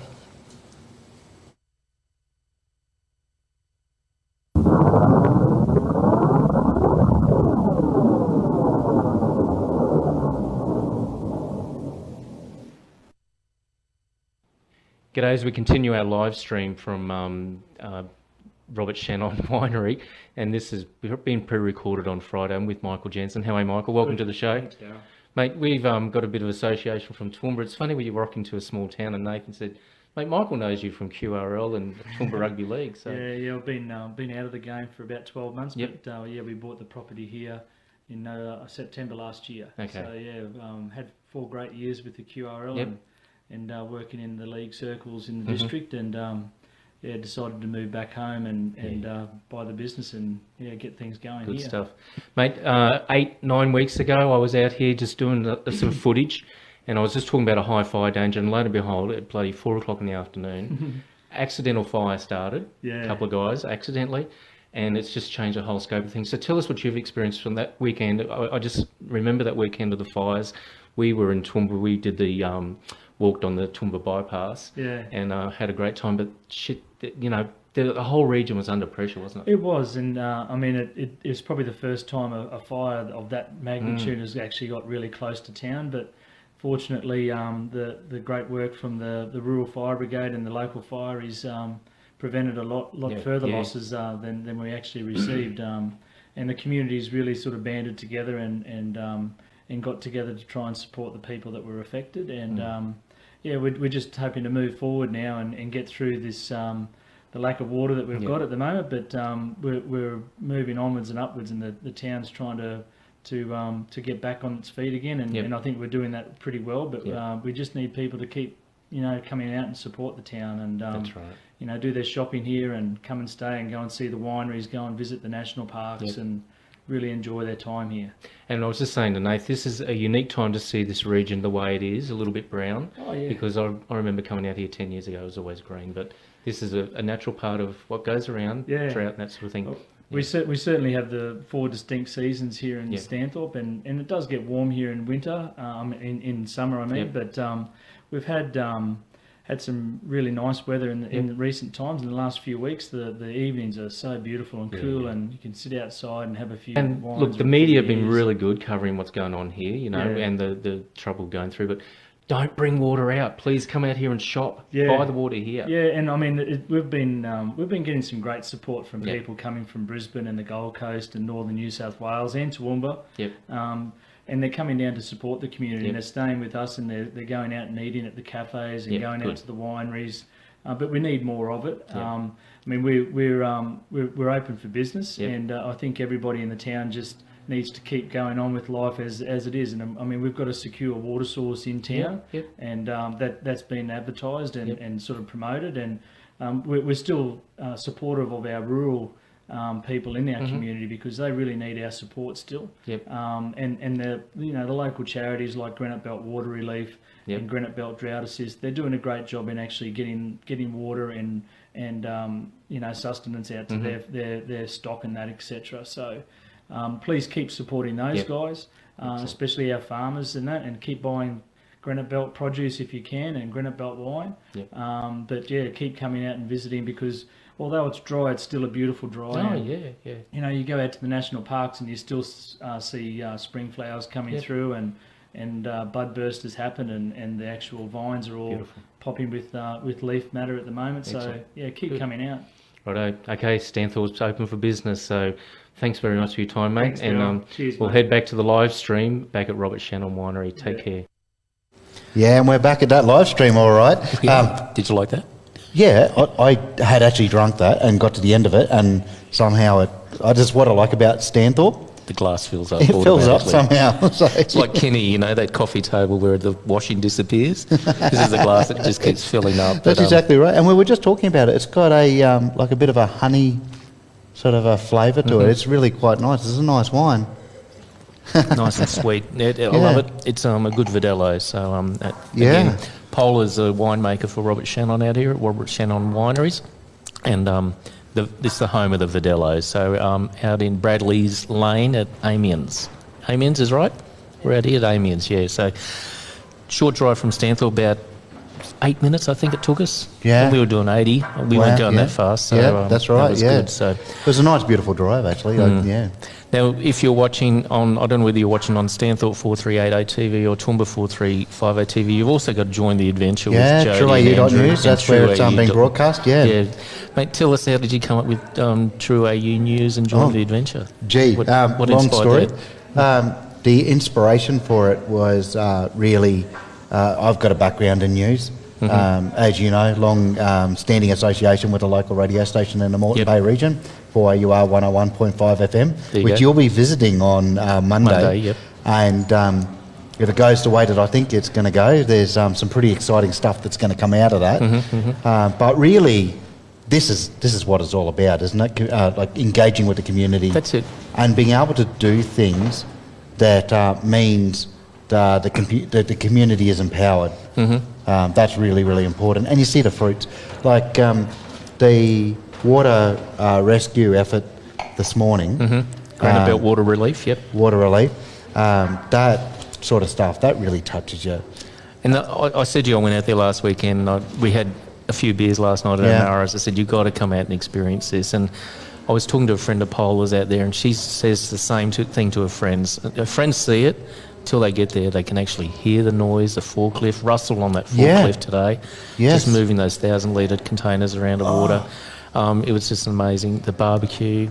Some people were too embarrassed to get out of their cars. They parked around the back to get the drinking water, and they encouraged them to come through and have something to eat and grab some produce. Yeah, and that's where they get the opportunity to really be a part of the community by engaging, coming out, having something to eat, picking up the water and all of that sort of stuff. Nobody thinks anything less of anybody that is in that situation. I was really struck.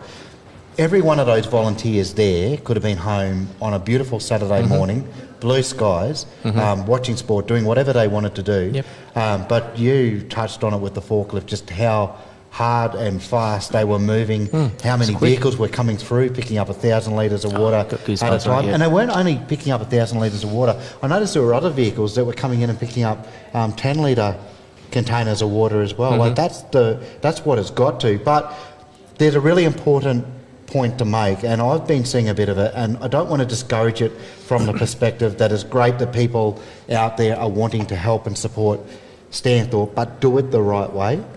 And time and time again, the message that we've been getting by talking with the people that know about it, that are in the middle of what's going on in the community, is don't bring your water from outside the region.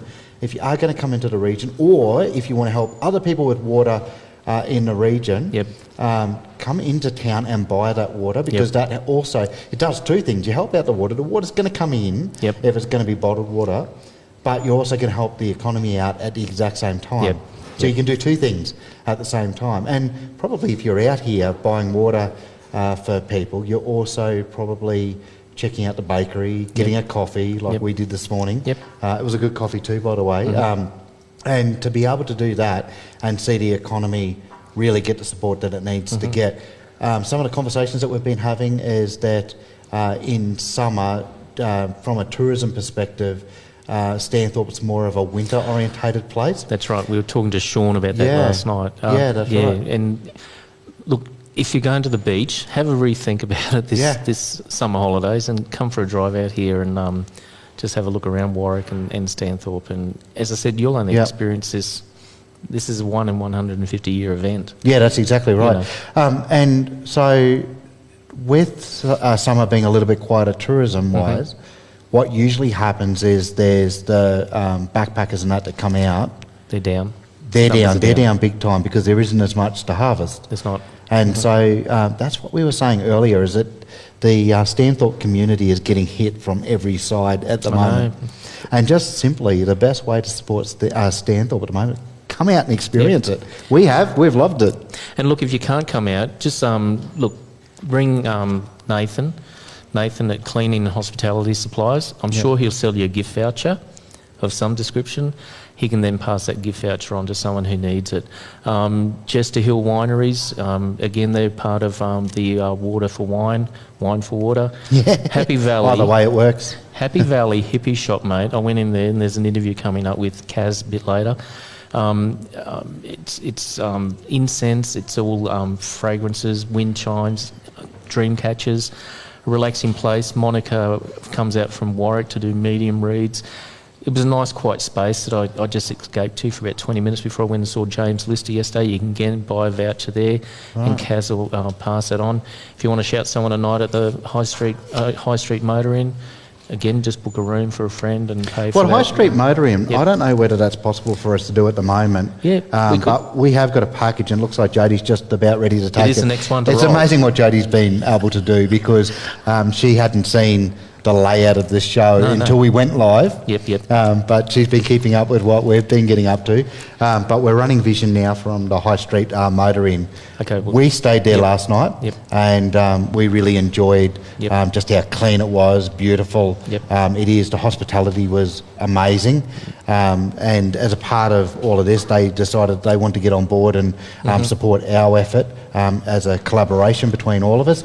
But they do need. They're a really good example of a business, a small family business. That's what a lot of motel outfits are. Yep. Dick Smith has spoken about this in relation to people getting onto What If and all of those sort of booking agencies. He in turn highlighted that they are small family businesses that are usually behind and on the ground with these motels.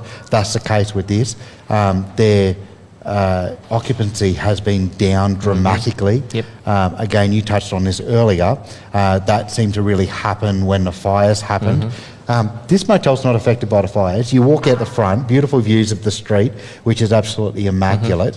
The walking distance if you wanted to, but we drove, I can admit that. Down, picked up a coffee. Last night we met you in town, beer, food, all of that sort of stuff. We're going to have a meal there tonight, I believe. At the steakhouse, the only licensed motel and steakhouse in town, or restaurant in town. So we're really looking forward to that one.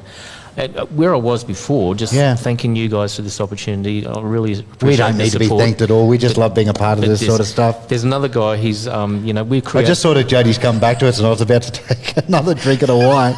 So I can't get away with that. But we're working together now on a podcast. And funny, I was thinking about doing a podcast and you rang me and said, let's do a podcast. So we record one every Monday and we put that on Trueau.news Radio. So check that out. We're interviewing Kim Stokes this Monday, so that'll come Looking out forward to Tuesday, that. Wednesday. Kim's a big disability advocate. She works with Ben Felton, who broke the land speed record on a motorbike across the Salt Plains, and she also works with Carney Little, who's the disabled swimmer, who was told she could never swim, never do anything in her life when she was born. Her parents were told never be able to do anything. So we're interviewing Kim. But also want to thank another guy who he's done a bit of work for me on my flying TV concept. Because I just had a static TV, 4350 TV. And Neil, I walked in one day and Neil he's a cartoon graphic designer, mate. CGD Group, so cartoon graphic design. He can create little videos for you, cartoon things. And this is one cartoon I'm just going to play. This is actually Neil plugging his own business. So Neil, you're a great guy. Thanks for supporting me. I'm Neil from CGD Group, and we do printing with imagination. Our products and imaging have that wow factor. Whether it be business cards, flyers, the Coffee Gazette, or our brand new A5 video folders and animation. Have your business branding remembered. Call us today on 4639 5553. CGD Group, printing with imagination. Yeah, there you go. So, this has been a great journey for you, hasn't it? You've got 4350 TV for Toowoomba. You've also got the equivalent for Stanthorpe. Through our podcast, we tend to cover all of those in between and even broader and some really big subjects. All I can say is that from our perspective, it's just a great opportunity to be a part of this type of thing. And I think that it's been really, really good what you've been doing in the community. When you come out and you get involved in these sort of things, what does it do for you? Oh, mate, to meet someone I just came out last weekend to meet Nathan and the warmth from him, and And you're going to see Shannon next. That's the next package we've got, Shannon from the High Street Motor. And Paula and I just pulled in there and said, we've got to talk to Shannon. Yeah. She just came out, mate. She's funny. She's just in a dress, barefoot. And, Yeah, right. I said, can you do a video? She goes, yes. So we went out on the deck of the steakhouse, did this next package. Wow. And I said, we're going to come out with Andrew and Jody. Yeah. We want to do some packages for you and promote your business. And we're going to do this live stream. And she could see the vision that we had. And she just certainly said, yeah. So, look, let's not talk any more about Shannon. Let's actually meet Shannon when I interviewed her last weekend. Let's do it.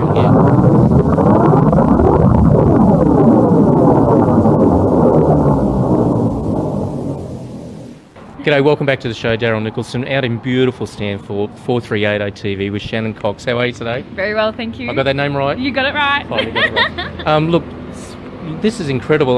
We've just been out here just getting some footage, and we were just driving around. We thought things are a bit quiet out here in the hospitality and the tourism industry. So tell us what's been happening, Shannon. Yeah, it has been a little bit. Probably the last couple of weeks we're really kind of noticing it. It is coming into our down season as well, but we're definitely, you are kind of feeling that it is a little bit quieter than normal. And we've got both the motel and the steakhouse, so we're affected by both locals and as well as tourists. So. It is. And I guess the message we want to get out there is that you're open for business. Absolutely. There is water. There's Yes. still water. Yes. And look, love the media. I'm always positive with the media, but the trucks, the stories of water being trucked in and that has given the perception to Brisbane people, Gold Coast people, Toowoomba people, that there's no water in Stanthorpe, and that's why they're not coming out. But there is water. Oh, definitively. Yes, you turn on your taps and there's water. You can brush your teeth, you can have a shower, you can have a glass of water. We've got the steakhouse happening, so we've got local wines and local produce. So everything is fully operational as normal. Right. This is a high street motel. How long have you been here for yourself? Almost 10 years. 10 years? Wow. Yeah. So you've seen some changes, and I have stayed here about 10 years ago. There you go. So, and the Aussie Beef Steakhouse licensed restaurant, the only licensed restaurant in town, is Yes, that right? it is. Yeah, well done. It is. Well done. So really, come out here and enjoy the region. And what's your phone number here? Give a plug for yourself. Oh, okay. So it's 46811533, and it's AussieBeefSteakhouse.com.au and HighStreetMotorin.com.au, and we've got great deals. Come and enjoy all the region has to offer. That's right, and that's another thing. Just book directly with the moteliers and all the lodges around here. Just don't go through all those apps. Yeah, we do definitely the best rate. If you call us or go on our websites, we give you the best rate we can. Okay, so we're out here next weekend. We're doing Grazing on the Granite. So I'll introduce you to a couple other people, and we'll get that message out there. So, okay, so we're open for business. 4380 is definitely open for business. So Absolutely. book, come out, do your Christmas shopping out here. Don't bring any water out. Come out here and buy the water from the local businesses, and then you can donate it back to those depots we've been at today, and get that out there. Look, I want to thank you for your time today, Shannon. You. Stanthorpe 4380 TV, more than just a postcode. It's all about community. Take care. So you and Jody met Shannon this morning. Yeah. Really bubbly. Really bubbly. Yeah, absolutely. Isn't that right? And considering that we saw her very early in the morning because we're getting underway with so much to do today, and that persona was exactly what she was like first thing in the morning. Yeah, brilliant, absolutely brilliant. So we took some footage, and Polly showed that earlier, of the steakhouse when it was quiet this morning. We went through the bar and picked out a bottle of wine there and showed that off. But look, it's an on-site steakhouse, wheelchair unit, wireless internet, 22 motel units. This is 20, but you're in room 22. Undercover parking. And look, room 2 is a family unit. It's quite spacious, very comfortable, and we're about to enjoy the best steaks in town tonight. I'm looking forward to that. I can't wait to try that out. That's going to be a whole lot of fun. They're at number 1 High Street, Stanthorpe. Can't miss it. You get into town, first motel on the left, and they're on 46811533 and highstreetmotorin.com.au. And look, don't go through the apps. No, that's right. That's exactly what we were just talking about, and Dick Smith has been saying the same thing. And I think that would have really been picked up through that video. You were talking with the owner of that motel. Small family business, that's what it is. You've got those apps that are big multi-international organisations and businesses that take a fairly big cut at times of your booking fee. And you may not notice it, but certainly it tends to really come out of the pocket of those smaller businesses that are doing their best to give you the service so that you've got a great place to sleep. So absolutely, if you can, book with them directly. And you know, you've got High Street, you've also got a whole heap of other motels in Stanthorpe. It's a great community. They're all worth getting in contact with. Yes, go to High Street, we're going to say first anyway, because we've got a relationship with them, and they've been really, really good to us. But once that place is filled up, look around at the other motels and just get into the community and have a great time. Yep, and they're definitely taking bookings now for apple and grape. And absolutely. And as we were talking to Sean, you know, just don't worry about going to the beach. Do something different.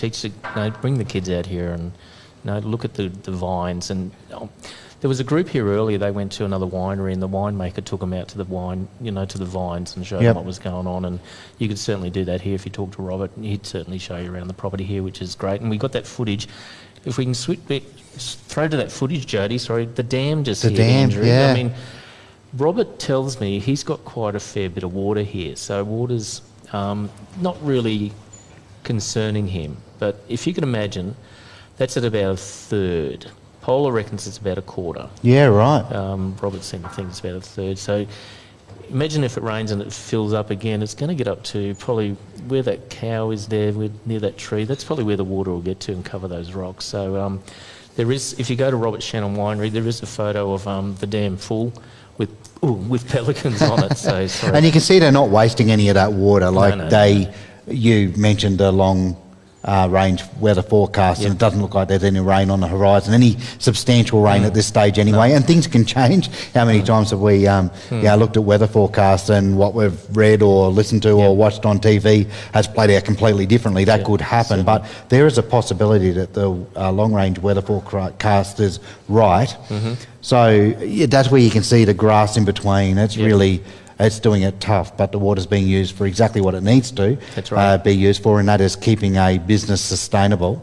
And the community, like seeing just how frugal they're being with the water and the resources throughout town, but still managing to keep that pride around town. Now, I think you're about to call somebody else, which we have the technology to do that. Well, this is Glenn Roberts. I haven't spoken to Glenn before, and I've got Paula just gave me his number. He's a winemaker out of Bent Road, which I haven't been to, so we'll have a chat, see if he answers, and we'll have a talk to Glenn. Yeah, that sounds really good. Speaking.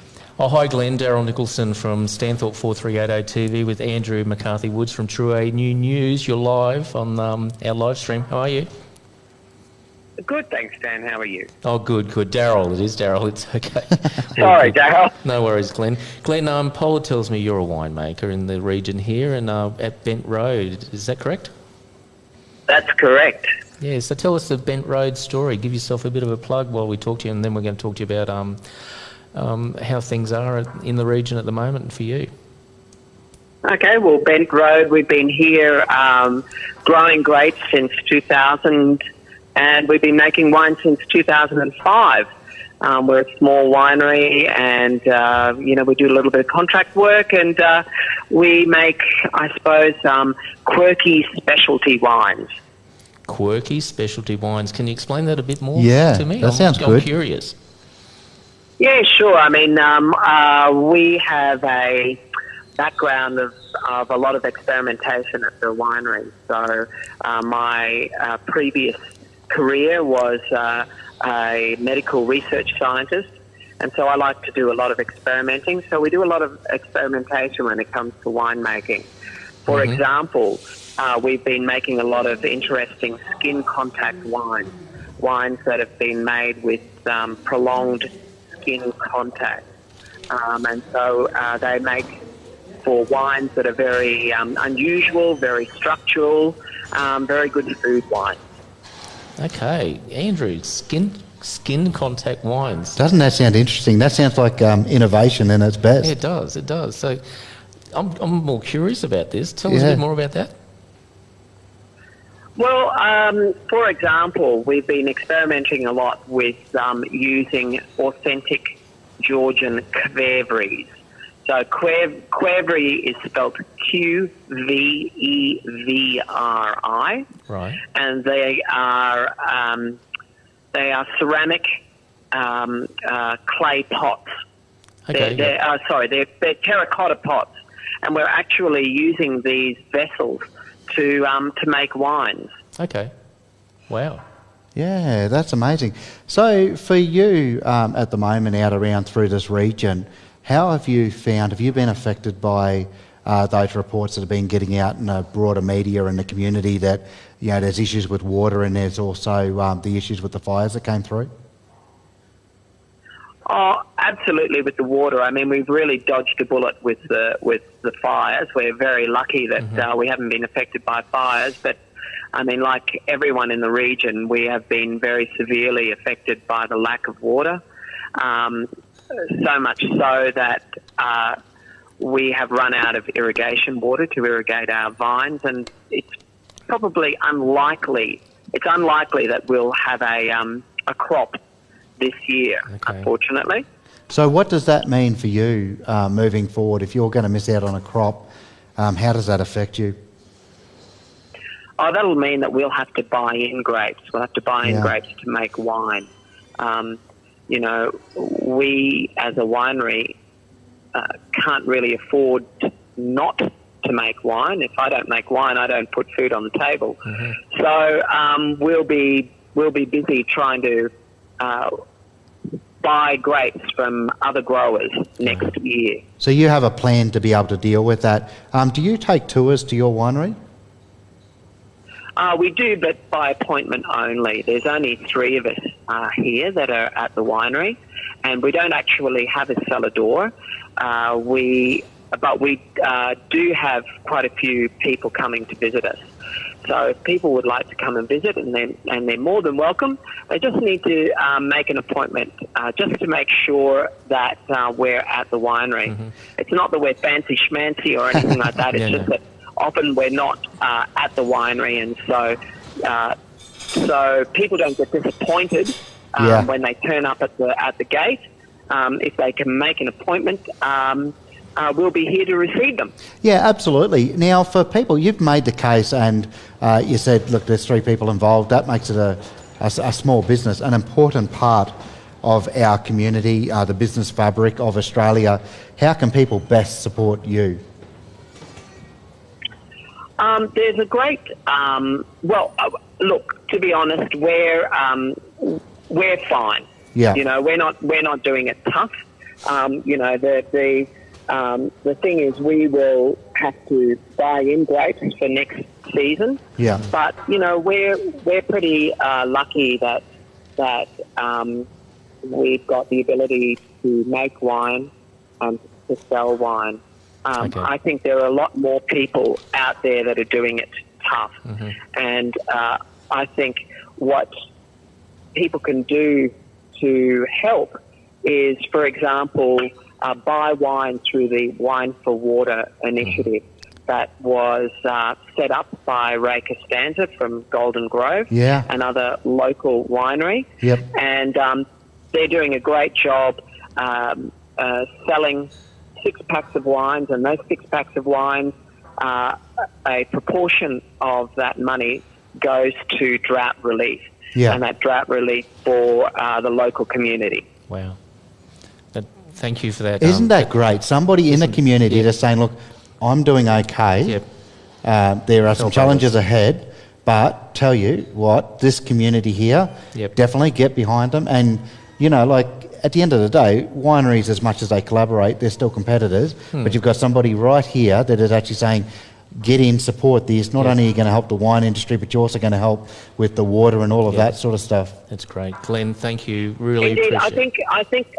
I think a lot of people don't realise that the wine industry, particularly in the Granite Belt, in such a small area like us, it tends to be quite collegiate. We tend to work together. Yes, we do compete against each other, but we're pretty friendly. It's pretty friendly competition, and we try and support each other. And you know, if there's success for one winery, it's success for the whole area. So, you know, we like to encourage our winery competitors, and you know, we support them as best as possible.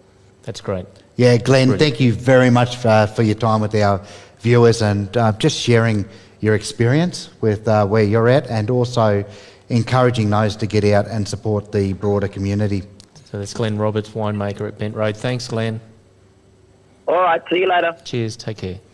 Yeah, that's beautiful, isn't it? Isn't that great?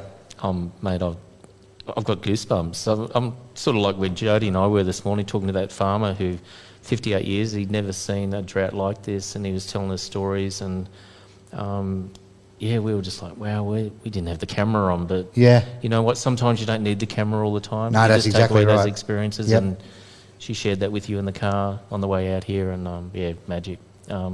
I'm loving coming out here. It's been really good. I mean, the wine's been great. Yeah, it's been great. It's been good.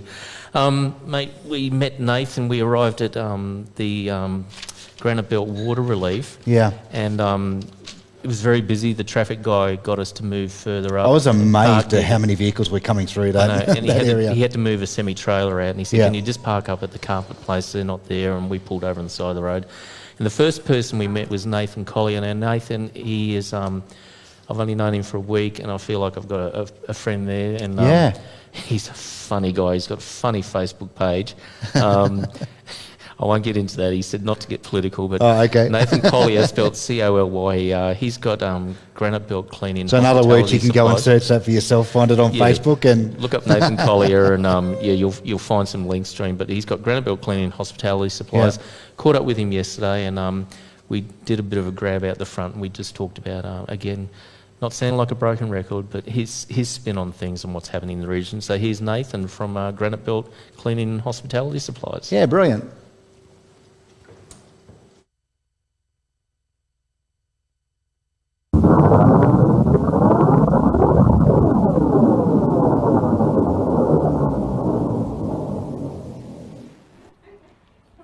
G'day, welcome back. Part of our journey in Stanthorpe over the weekend for Grazing on the Granite with Nathan Collier. How are you, mate? Good, thank you. That's good. Come in a bit closer, mate. Come in a bit closer. Talk to me.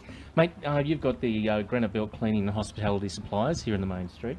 Mate, I was just in Warwick before. The street was busy, and I've come in here to Stanthorpe, and there's a lot of cars here, a lot of activity going on. Yeah, Fridays can be a pretty busy day for us. Yep. We do get tourists that can come down for the long weekend. We in the mornings can be quite flat out. Yep. Yeah. Okay. Cool. So, mate, since the fires, the scope of business has changed here. So the fires are about 8-9 weeks ago. Tell us what you've experienced since the fires have happened to where you are now. Okay, so the last couple of months we've had a bit of a drop-off in visitations. People are a little bit worried about the fires. They're worried about that we've run out of water. And they're worried to come down and use our water. It might put us in more of a predicament, but we want people to know that we are open. We haven't run out of water, and they can shower. And that we really do need local business to boom, and we need that support from people out of the region to put money into our economy. That's exactly right. So if you're in Brisbane, Gold Coast, and I was saying this again this morning, Brisbane, Gold Coast, Toowoomba, all those regions, come out here and because this is probably a time now, once in 150 years, you're going to see the landscape like this, and then once it rains, which it will, it's going to change back to being green. Yeah, it'll be green and beautiful. That's why we live here. So it's a unique way to see the land at the moment. It's just a little bit dry. The dams are really low, some of them. I'm just driving out here, but pop out here and enjoy Stanthorpe and the hospitality. What's your favourite place to eat in Stanthorpe, would you say? All of them. All of them. Oh. I have to be careful because they're all my customers. So that's good. I don't have any that I dislike. No, they're all good. They're all my customers. They've all got great food. They've all got their own uniqueness. So come on down, enjoy the food. And how are they trading with you at the moment? Are things a little bit tight at the moment? Things have tightened up. We do this time of year have a big influx of what we call backpackers, but we can have in a growing season 3,000 to 6,000 backpackers come to the region.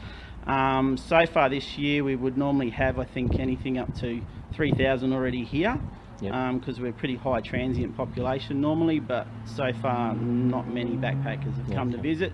So those backpackers come here, they eat, they go to the restaurants, cafes. I don't know if they're big drinkers or not, but they do spend money here.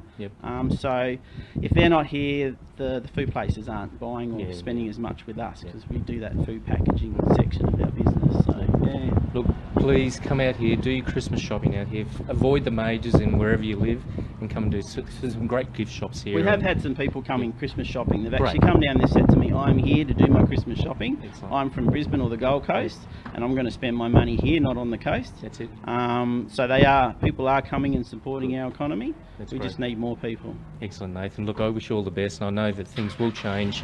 There's water going to be brought in next month into the region, and wish, pray, hope, meditate, dream, whatever you do for rain, because we certainly are wishing that. I'll dance in the nude when it does rain. Right. Sorry, everyone.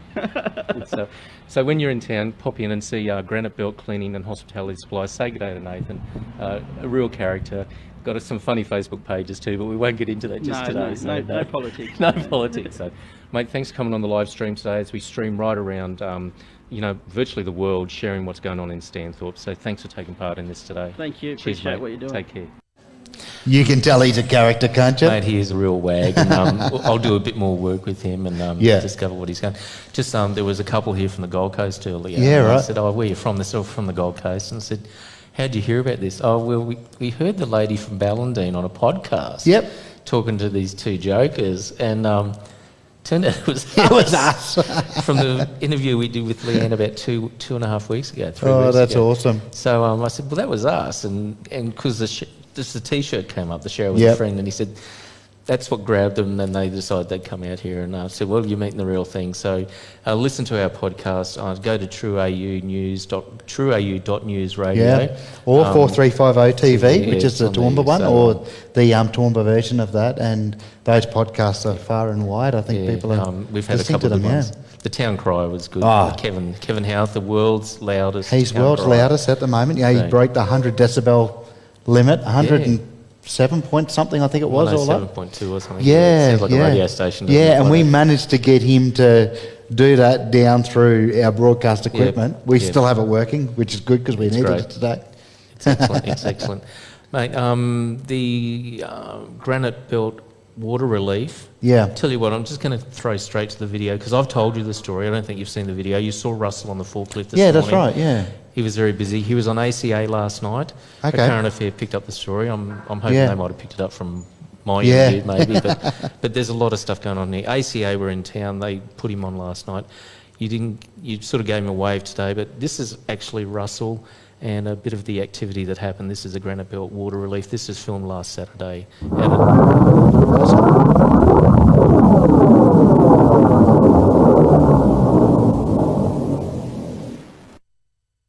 Back to the show, Daryl Nicholson with Russell. How are you, mate? What's your last name? Russell Wantling. Russell Wantling, how are you? Welcome to the show. Mate, tell us what's going on here at this busy depot here on a Saturday. We're just trying to get some water out to the people around the Granite Belt, any rural people. So we're giving them 1,000 litres of water, either stock water or drinking water at the moment, and then we give them a bit of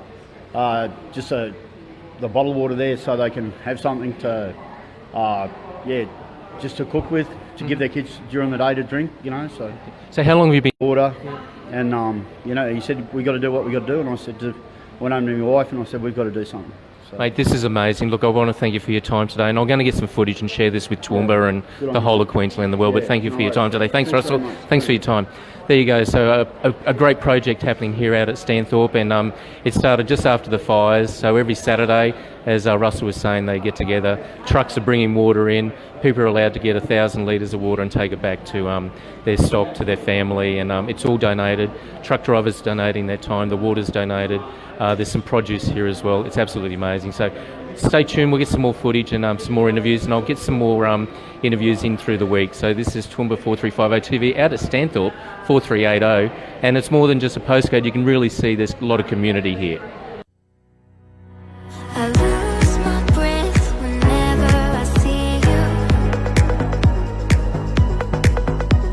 You stole my heart, what is it that you do? My life was great till you added colors. Like the moon is the sun, we don't care about the others.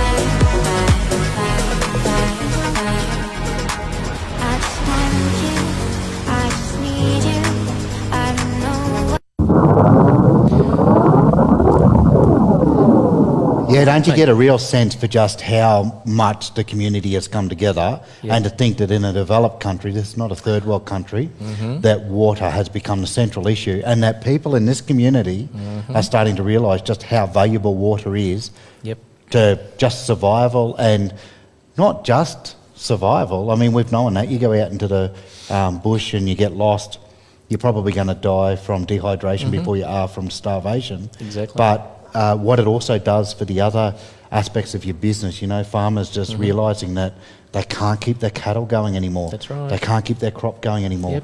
Then that leads on to all of the jobs that creates every time when it comes to harvesting. It's really, that's a massive wake-up call, that interview that you just did, and then those subsequent clips after it. I think it really highlights but the amazing work that the community is doing right now. I was just amazed with Russell. He just got off the forklift that day. He was running. He was catching his breath through that interview. He said, "Mate, I'm sorry, I'm catching my breath." And I went, "That's great." Yeah. Watching that running water just going into that 1,000 litre pod. Yeah. You know, and the guy, I don't know whether you noticed, he got his finger caught in there. He Wow. could see I was filming it. He got his finger caught and he just opened that valve Yeah. up. Then he pulled it back up.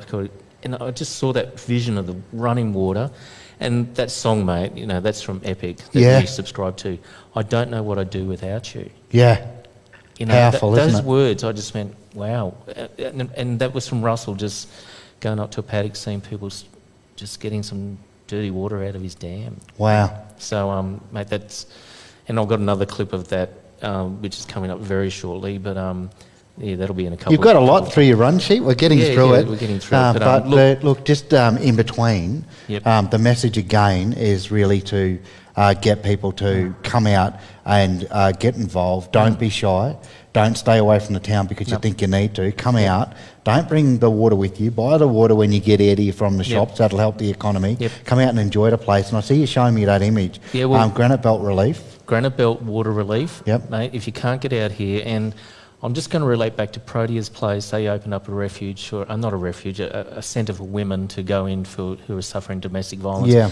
And Amanda Dalton was telling me, when their bank account was getting that $20 in, that $15 in, and $25, it was just building up. So if you've got some money that you can donate to Granite Belt Water Relief, their BSB... We've said it quite a few times today. Their BSB is 633 000. Yeah. That's BSB 633 000, and the account number is 1687873664. You can find that on their Facebook page, Granite Belt Water Relief. If you can't get out here and you've just seen that vision, just drop some money in the account. That's BSB 633 000 and account number 1687873664.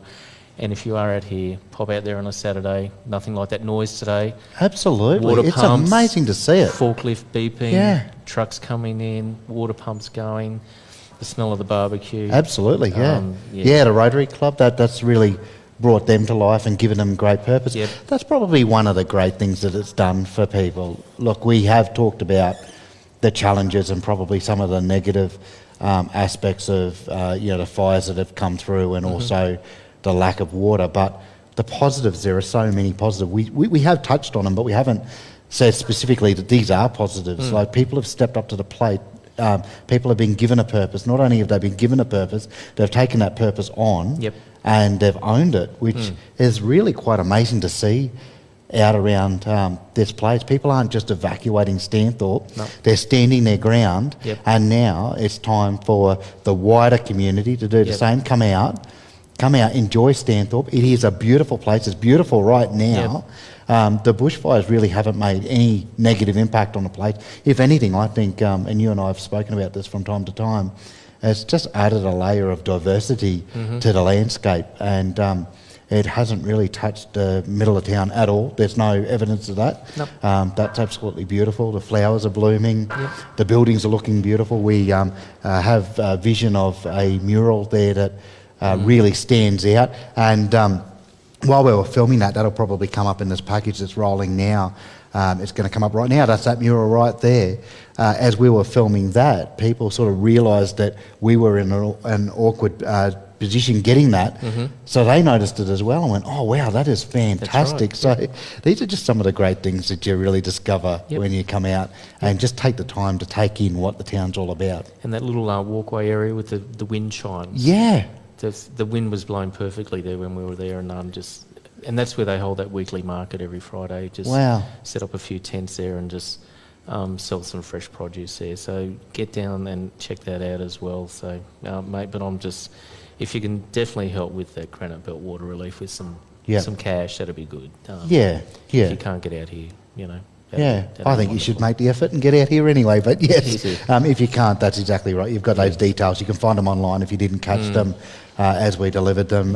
There's a lot of information out on Facebook and social media and other places, and we'll make sure that we put those links up on our respective Facebook pages as well. Yeah, exactly. Mate, just going to diverse again into another video, and I caught up with Cass, and she's got quite a quirky little shop. I'm not going to call it cute, but it's quirky. Yeah. She sells dream catchers and incense, and it's spiritual stuff.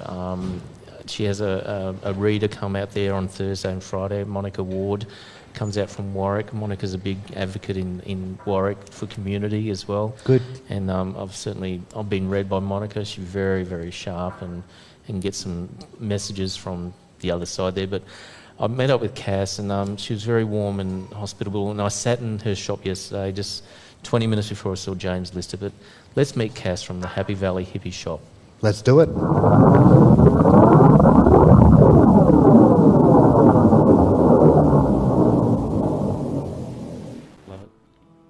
G'day, welcome back to the show. We're still on the road in Stanthorpe in 4380, and I'm with Kath today from Happy Valley Hippie Shop. How are you today, Kath? Good, thanks, Daryl. That's good. Just walked in here, impromptu, done your face, so that's really good. So, well done.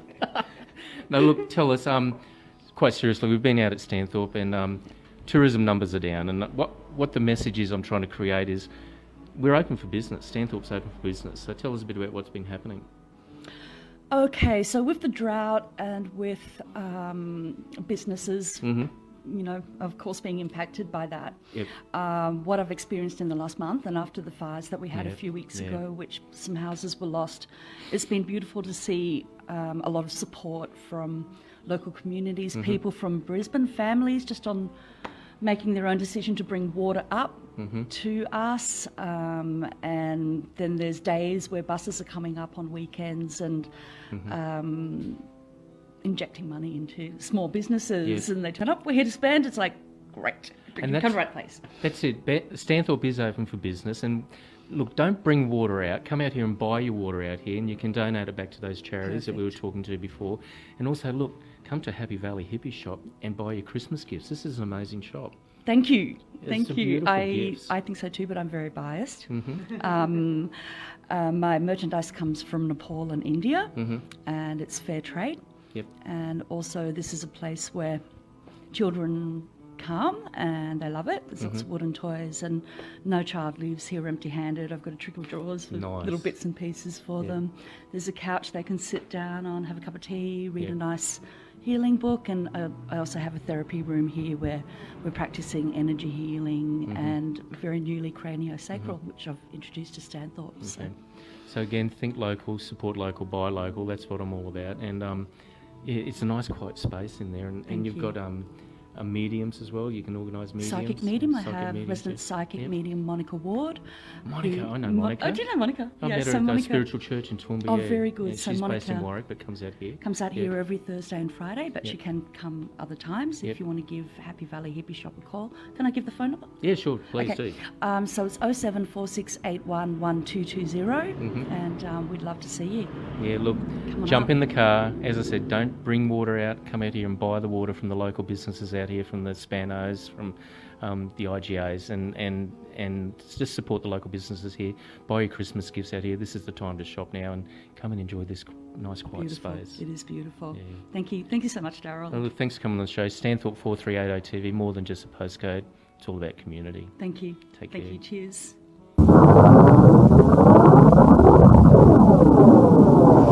Yeah, there you go. Well, that's you've been getting right through a whole lot of interviews, haven't you? Yeah, I've got been a very, very busy person. one more to wrap up. You're about to do something quite random. You just mentioned this is going to be random. We don't know how this is going to go. No. I meant to ring these guys this morning and time got away. But Jester Hill Wines, I was telling you I went out to Jester Hill Wines about 3 weeks ago, and there's a bridge just before their property, and I'm not joking, mate. It must be 20 metres. And Paola said she's seen the water right up to there, and there's nothing. It's dry. It's dry. So they're buying water in, and we'll see if they can share a bit of the story with us. But let's make the call and see how it goes. To be just like the visitor information centre, that went really, really well. It did, and that was quite random. Yep. And this is just where we have the technology. We can do it, so we're going to do it. Okay, so Jester Hill Wines are out at Mount Sterling Road, Glen Applin. We'll just see if who answers there. Yeah. Michael and Anne Burke are the proprietors out there. So. Feel like Hamish and Andy. Yeah. Come on, all of their stuff is staged. Ours is random. Oh, yeah, that's right. Just the hill, Mick. Oh, g'day. Hello. G'day, Mick. Darryl Nicholson. How are you? Good, thanks, mate. That's good. Mate, I met you a couple of weeks ago. I came out and had some lunch with Paola there one Monday there. But we're out at Robert Shannon Winery in Paola the Winemaker's Kitchen. We're doing a bit of a live stream and a podcast, and we just thought we'd give you a call at random and see how grazing on the Granite Belt's going for you today. Yeah, pretty good. I've actually got people here at the moment. Oh, that's great. Oh, good. I've got Andrew from Join the Adventure and Trueau.news. He's helped me put this production together. So you've had a good day. You've had busloads in and it's going well? Yeah, it's been, I mean, it's a small one. There's only 40-odd people on it, I think, this year. Righto. So just a quick one, because we won't keep you with us for too long. Like you mentioned, you're the only person there. You've got some people there. But for those people that are maybe on the coast, they're thinking about the beach for the weekend, how would you encourage them to come out and spend some time out around your neck of the wood? At the moment? Yeah. Yeah, I suppose it's difficult at the moment because of all the fires and all that sort of thing. But I just, so it's great food and great wine, and come and have a look and support the local farmers. Yeah, that's great. Yeah, absolutely. That's great. I've got to go because I've got a lot of people wanting to. Mate. Yeah, that's okay. We won't keep you. Thank you very much for spending some time with our listeners and viewers. Look, that was really, really good. We got a very quick message there, and he took the time out to spend that with us. But I think that was that same message there, delivered a slightly different way, but just come out, enjoy the great wine, the great food. It's all out here. You can tell, like you've got Grazing on the Granite Belt tours that are happening at the moment, and they need more people. So there's all of these initiatives. The community's working really, really hard. It's stepped up to the plate. Everybody involved in the community has stepped up to the plate. They're collaborating. They've put aside, we've heard this morning or through this afternoon, they've put aside their competitiveness between each other. They've come together. They're helping each other out. Now it's time for the broader community, right out to the coast, outside of Queensland, to think about places, not just Stanthorpe, but we've been seeing in the media, Armidale, Tamworth, Tenterfield, all of those places. I saw a person that I've been connected with for years, and he's in the hospitality industry. In fact, he runs a motel there, quite a large one, and he was saying that the weather down in Tamworth, the dryness, that's really affected them. So the New England Highway, maybe it's a New England Highway tour. Jody and I do it regularly. We love it. We enjoy it. I'd encourage more people to get out there and do that. Yeah, definitely. And meet the local communities. Become a part of them. Don't bring your own water. Buy stuff in those communities, and they will flourish. And also for the country to realise just how much in productivity, when things are going well, that they contribute to our economy. So they do give back. Don't think that you're going to be coming out and just giving in as a one-way street. They employ a lot of people when they have good seasons. They feed us. They do all of those sorts of things. They entertain us, all of that. So now it's the country's turn to get in and just give a little bit. And you're not just giving, you're going to also enjoy a great time by coming out to places like Stanthorpe. Oh, definitely. And I forget the numbers Sean was talking about last night with the backpackers, and we were driving around town, I saw there was a backpackers hostel Yep. in the main street, and I thought, geez, it must be really quiet for them, because yeah. Sean was talking like hundreds of backpackers out here. Yeah. And they're not seeing them this year. They're not here, that's right. Well, They're there's not nothing here. for them to do. There's nothing to do, so Yeah, you know, that's right. so they're missing out on that. So again, we're not trying to sound like a broken record. We just want to get that message out there to really support this region. So, mate, I went knocking on a door of an LNP guy. How did that go for you? Well, I'm no stranger. Trevor Watts, David Janetsky, Yeah. and Dr. John McVeigh. I mean, Yeah. they've always opened their door for me whenever I've knocked on there. And John McVeigh did a big Anzac Day thing a couple of years ago. Trevor Watts does Community Corner, where he gets out to different... every fortnight he goes to corners in yeah. Highfields and Rockville and North Toowoomba. So he's making himself accessible to his the community people, that he represents. Yeah. David Janetsky, whenever he's always available to talk to. He's a member for Toowoomba South, but Yeah. I thought I'll just ring James Lister's office, and this is quite funny. I rang James Lister's office, and I got Ian, I think his name was. I said, I'm coming out on Friday, I want to catch up with James. He goes, mate, just ring him on his mobile. And I went, what? And he gave me his mobile number. There you go. And I've never got a You're a connected politician's person. mobile number straight away. So I rang James straight away. And he's, I've got a few of them, but I'm pretty sure that they're wishing I didn't. So anyhow, I caught up with James yesterday, just after he had lunch with his wife at the QCWA, which still serves lunch every day here. Wow. In Stanthorpe, yeah, and his office is right next door, just down the road That's from cool. Kaz's Happy Valley hippie shop. So here's James Lister. I caught up with him yesterday at his office. Let's take a look. That's all right. That's awesome. That's great.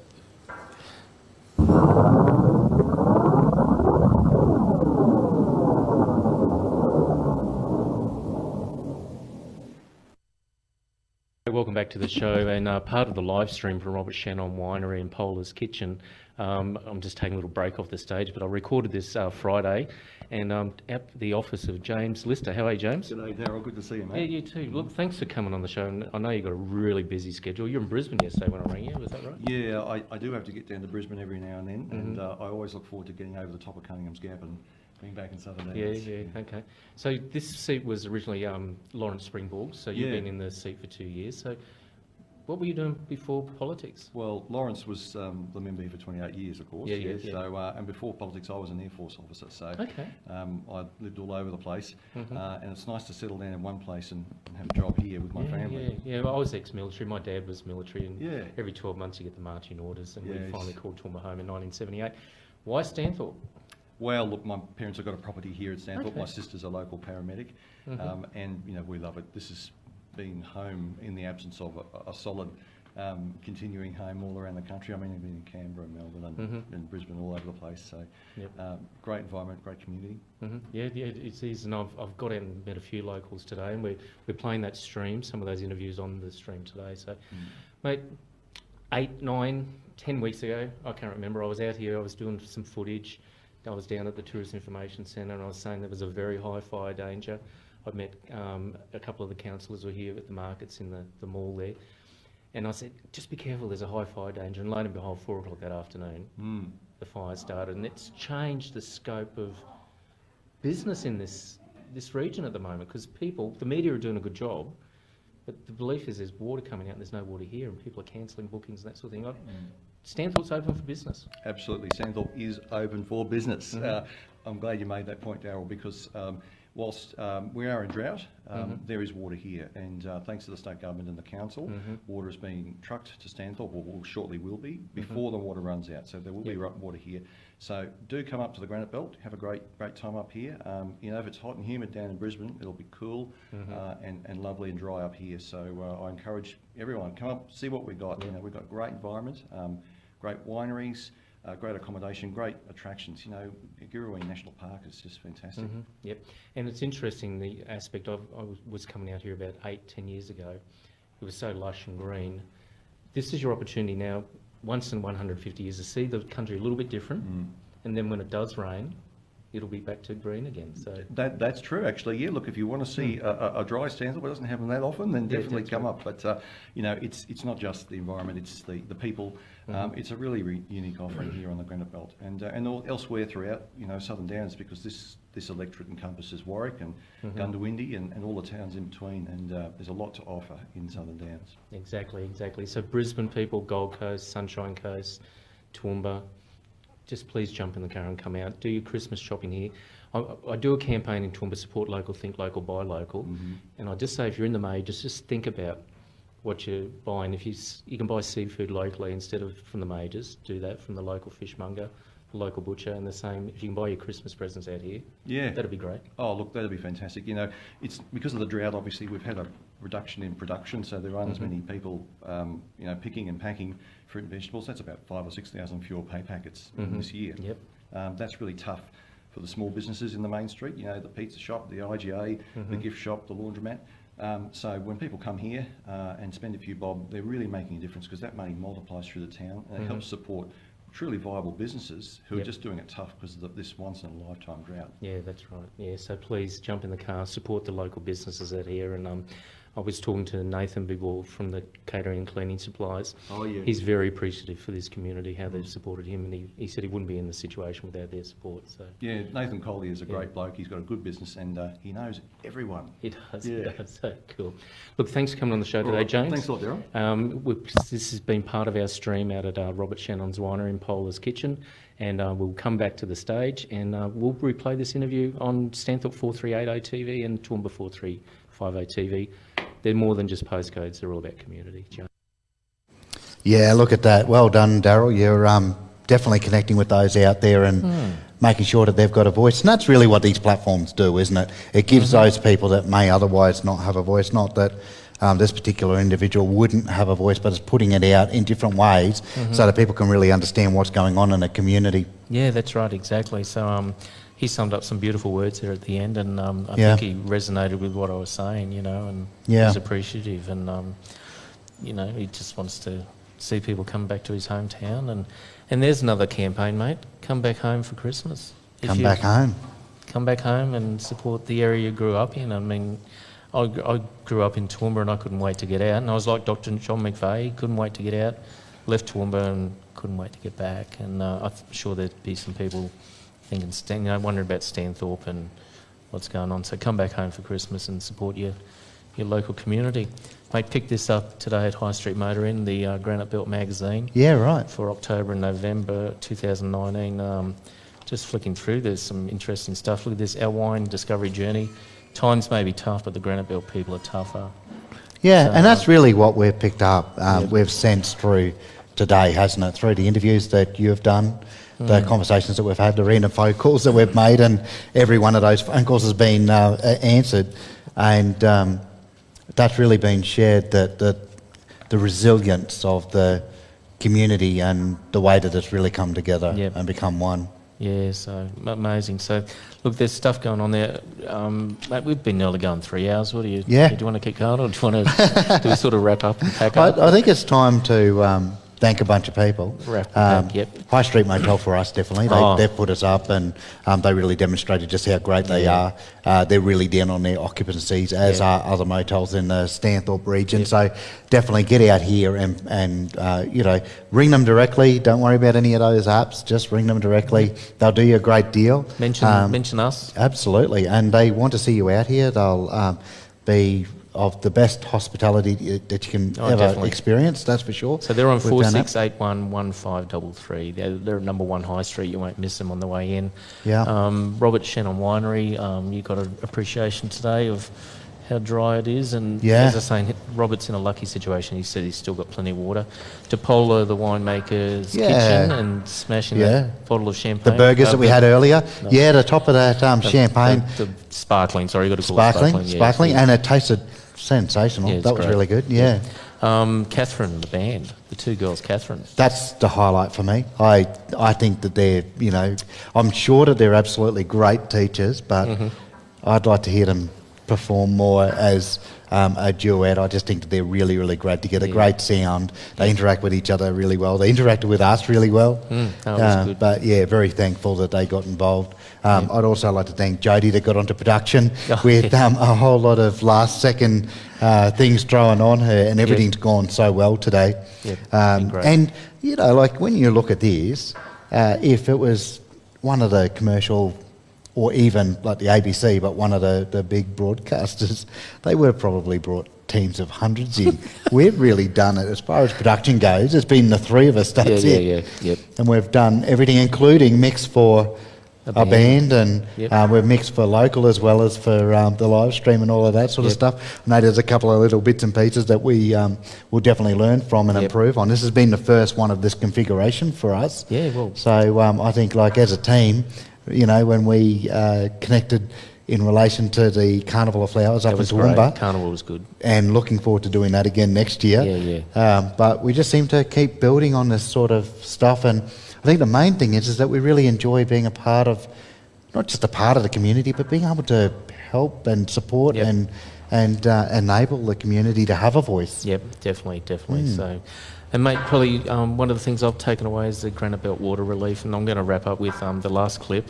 Just a bit of music. We might sign. I don't know. We'll sign. Yeah, let's do it. Let's do it. Just again, the hustle and bustle that was there, and this is just straight footage that I recorded last Saturday, and where we might say goodbye. Well, just before we let that go, thank you, the viewers, for getting involved in this, for watching this.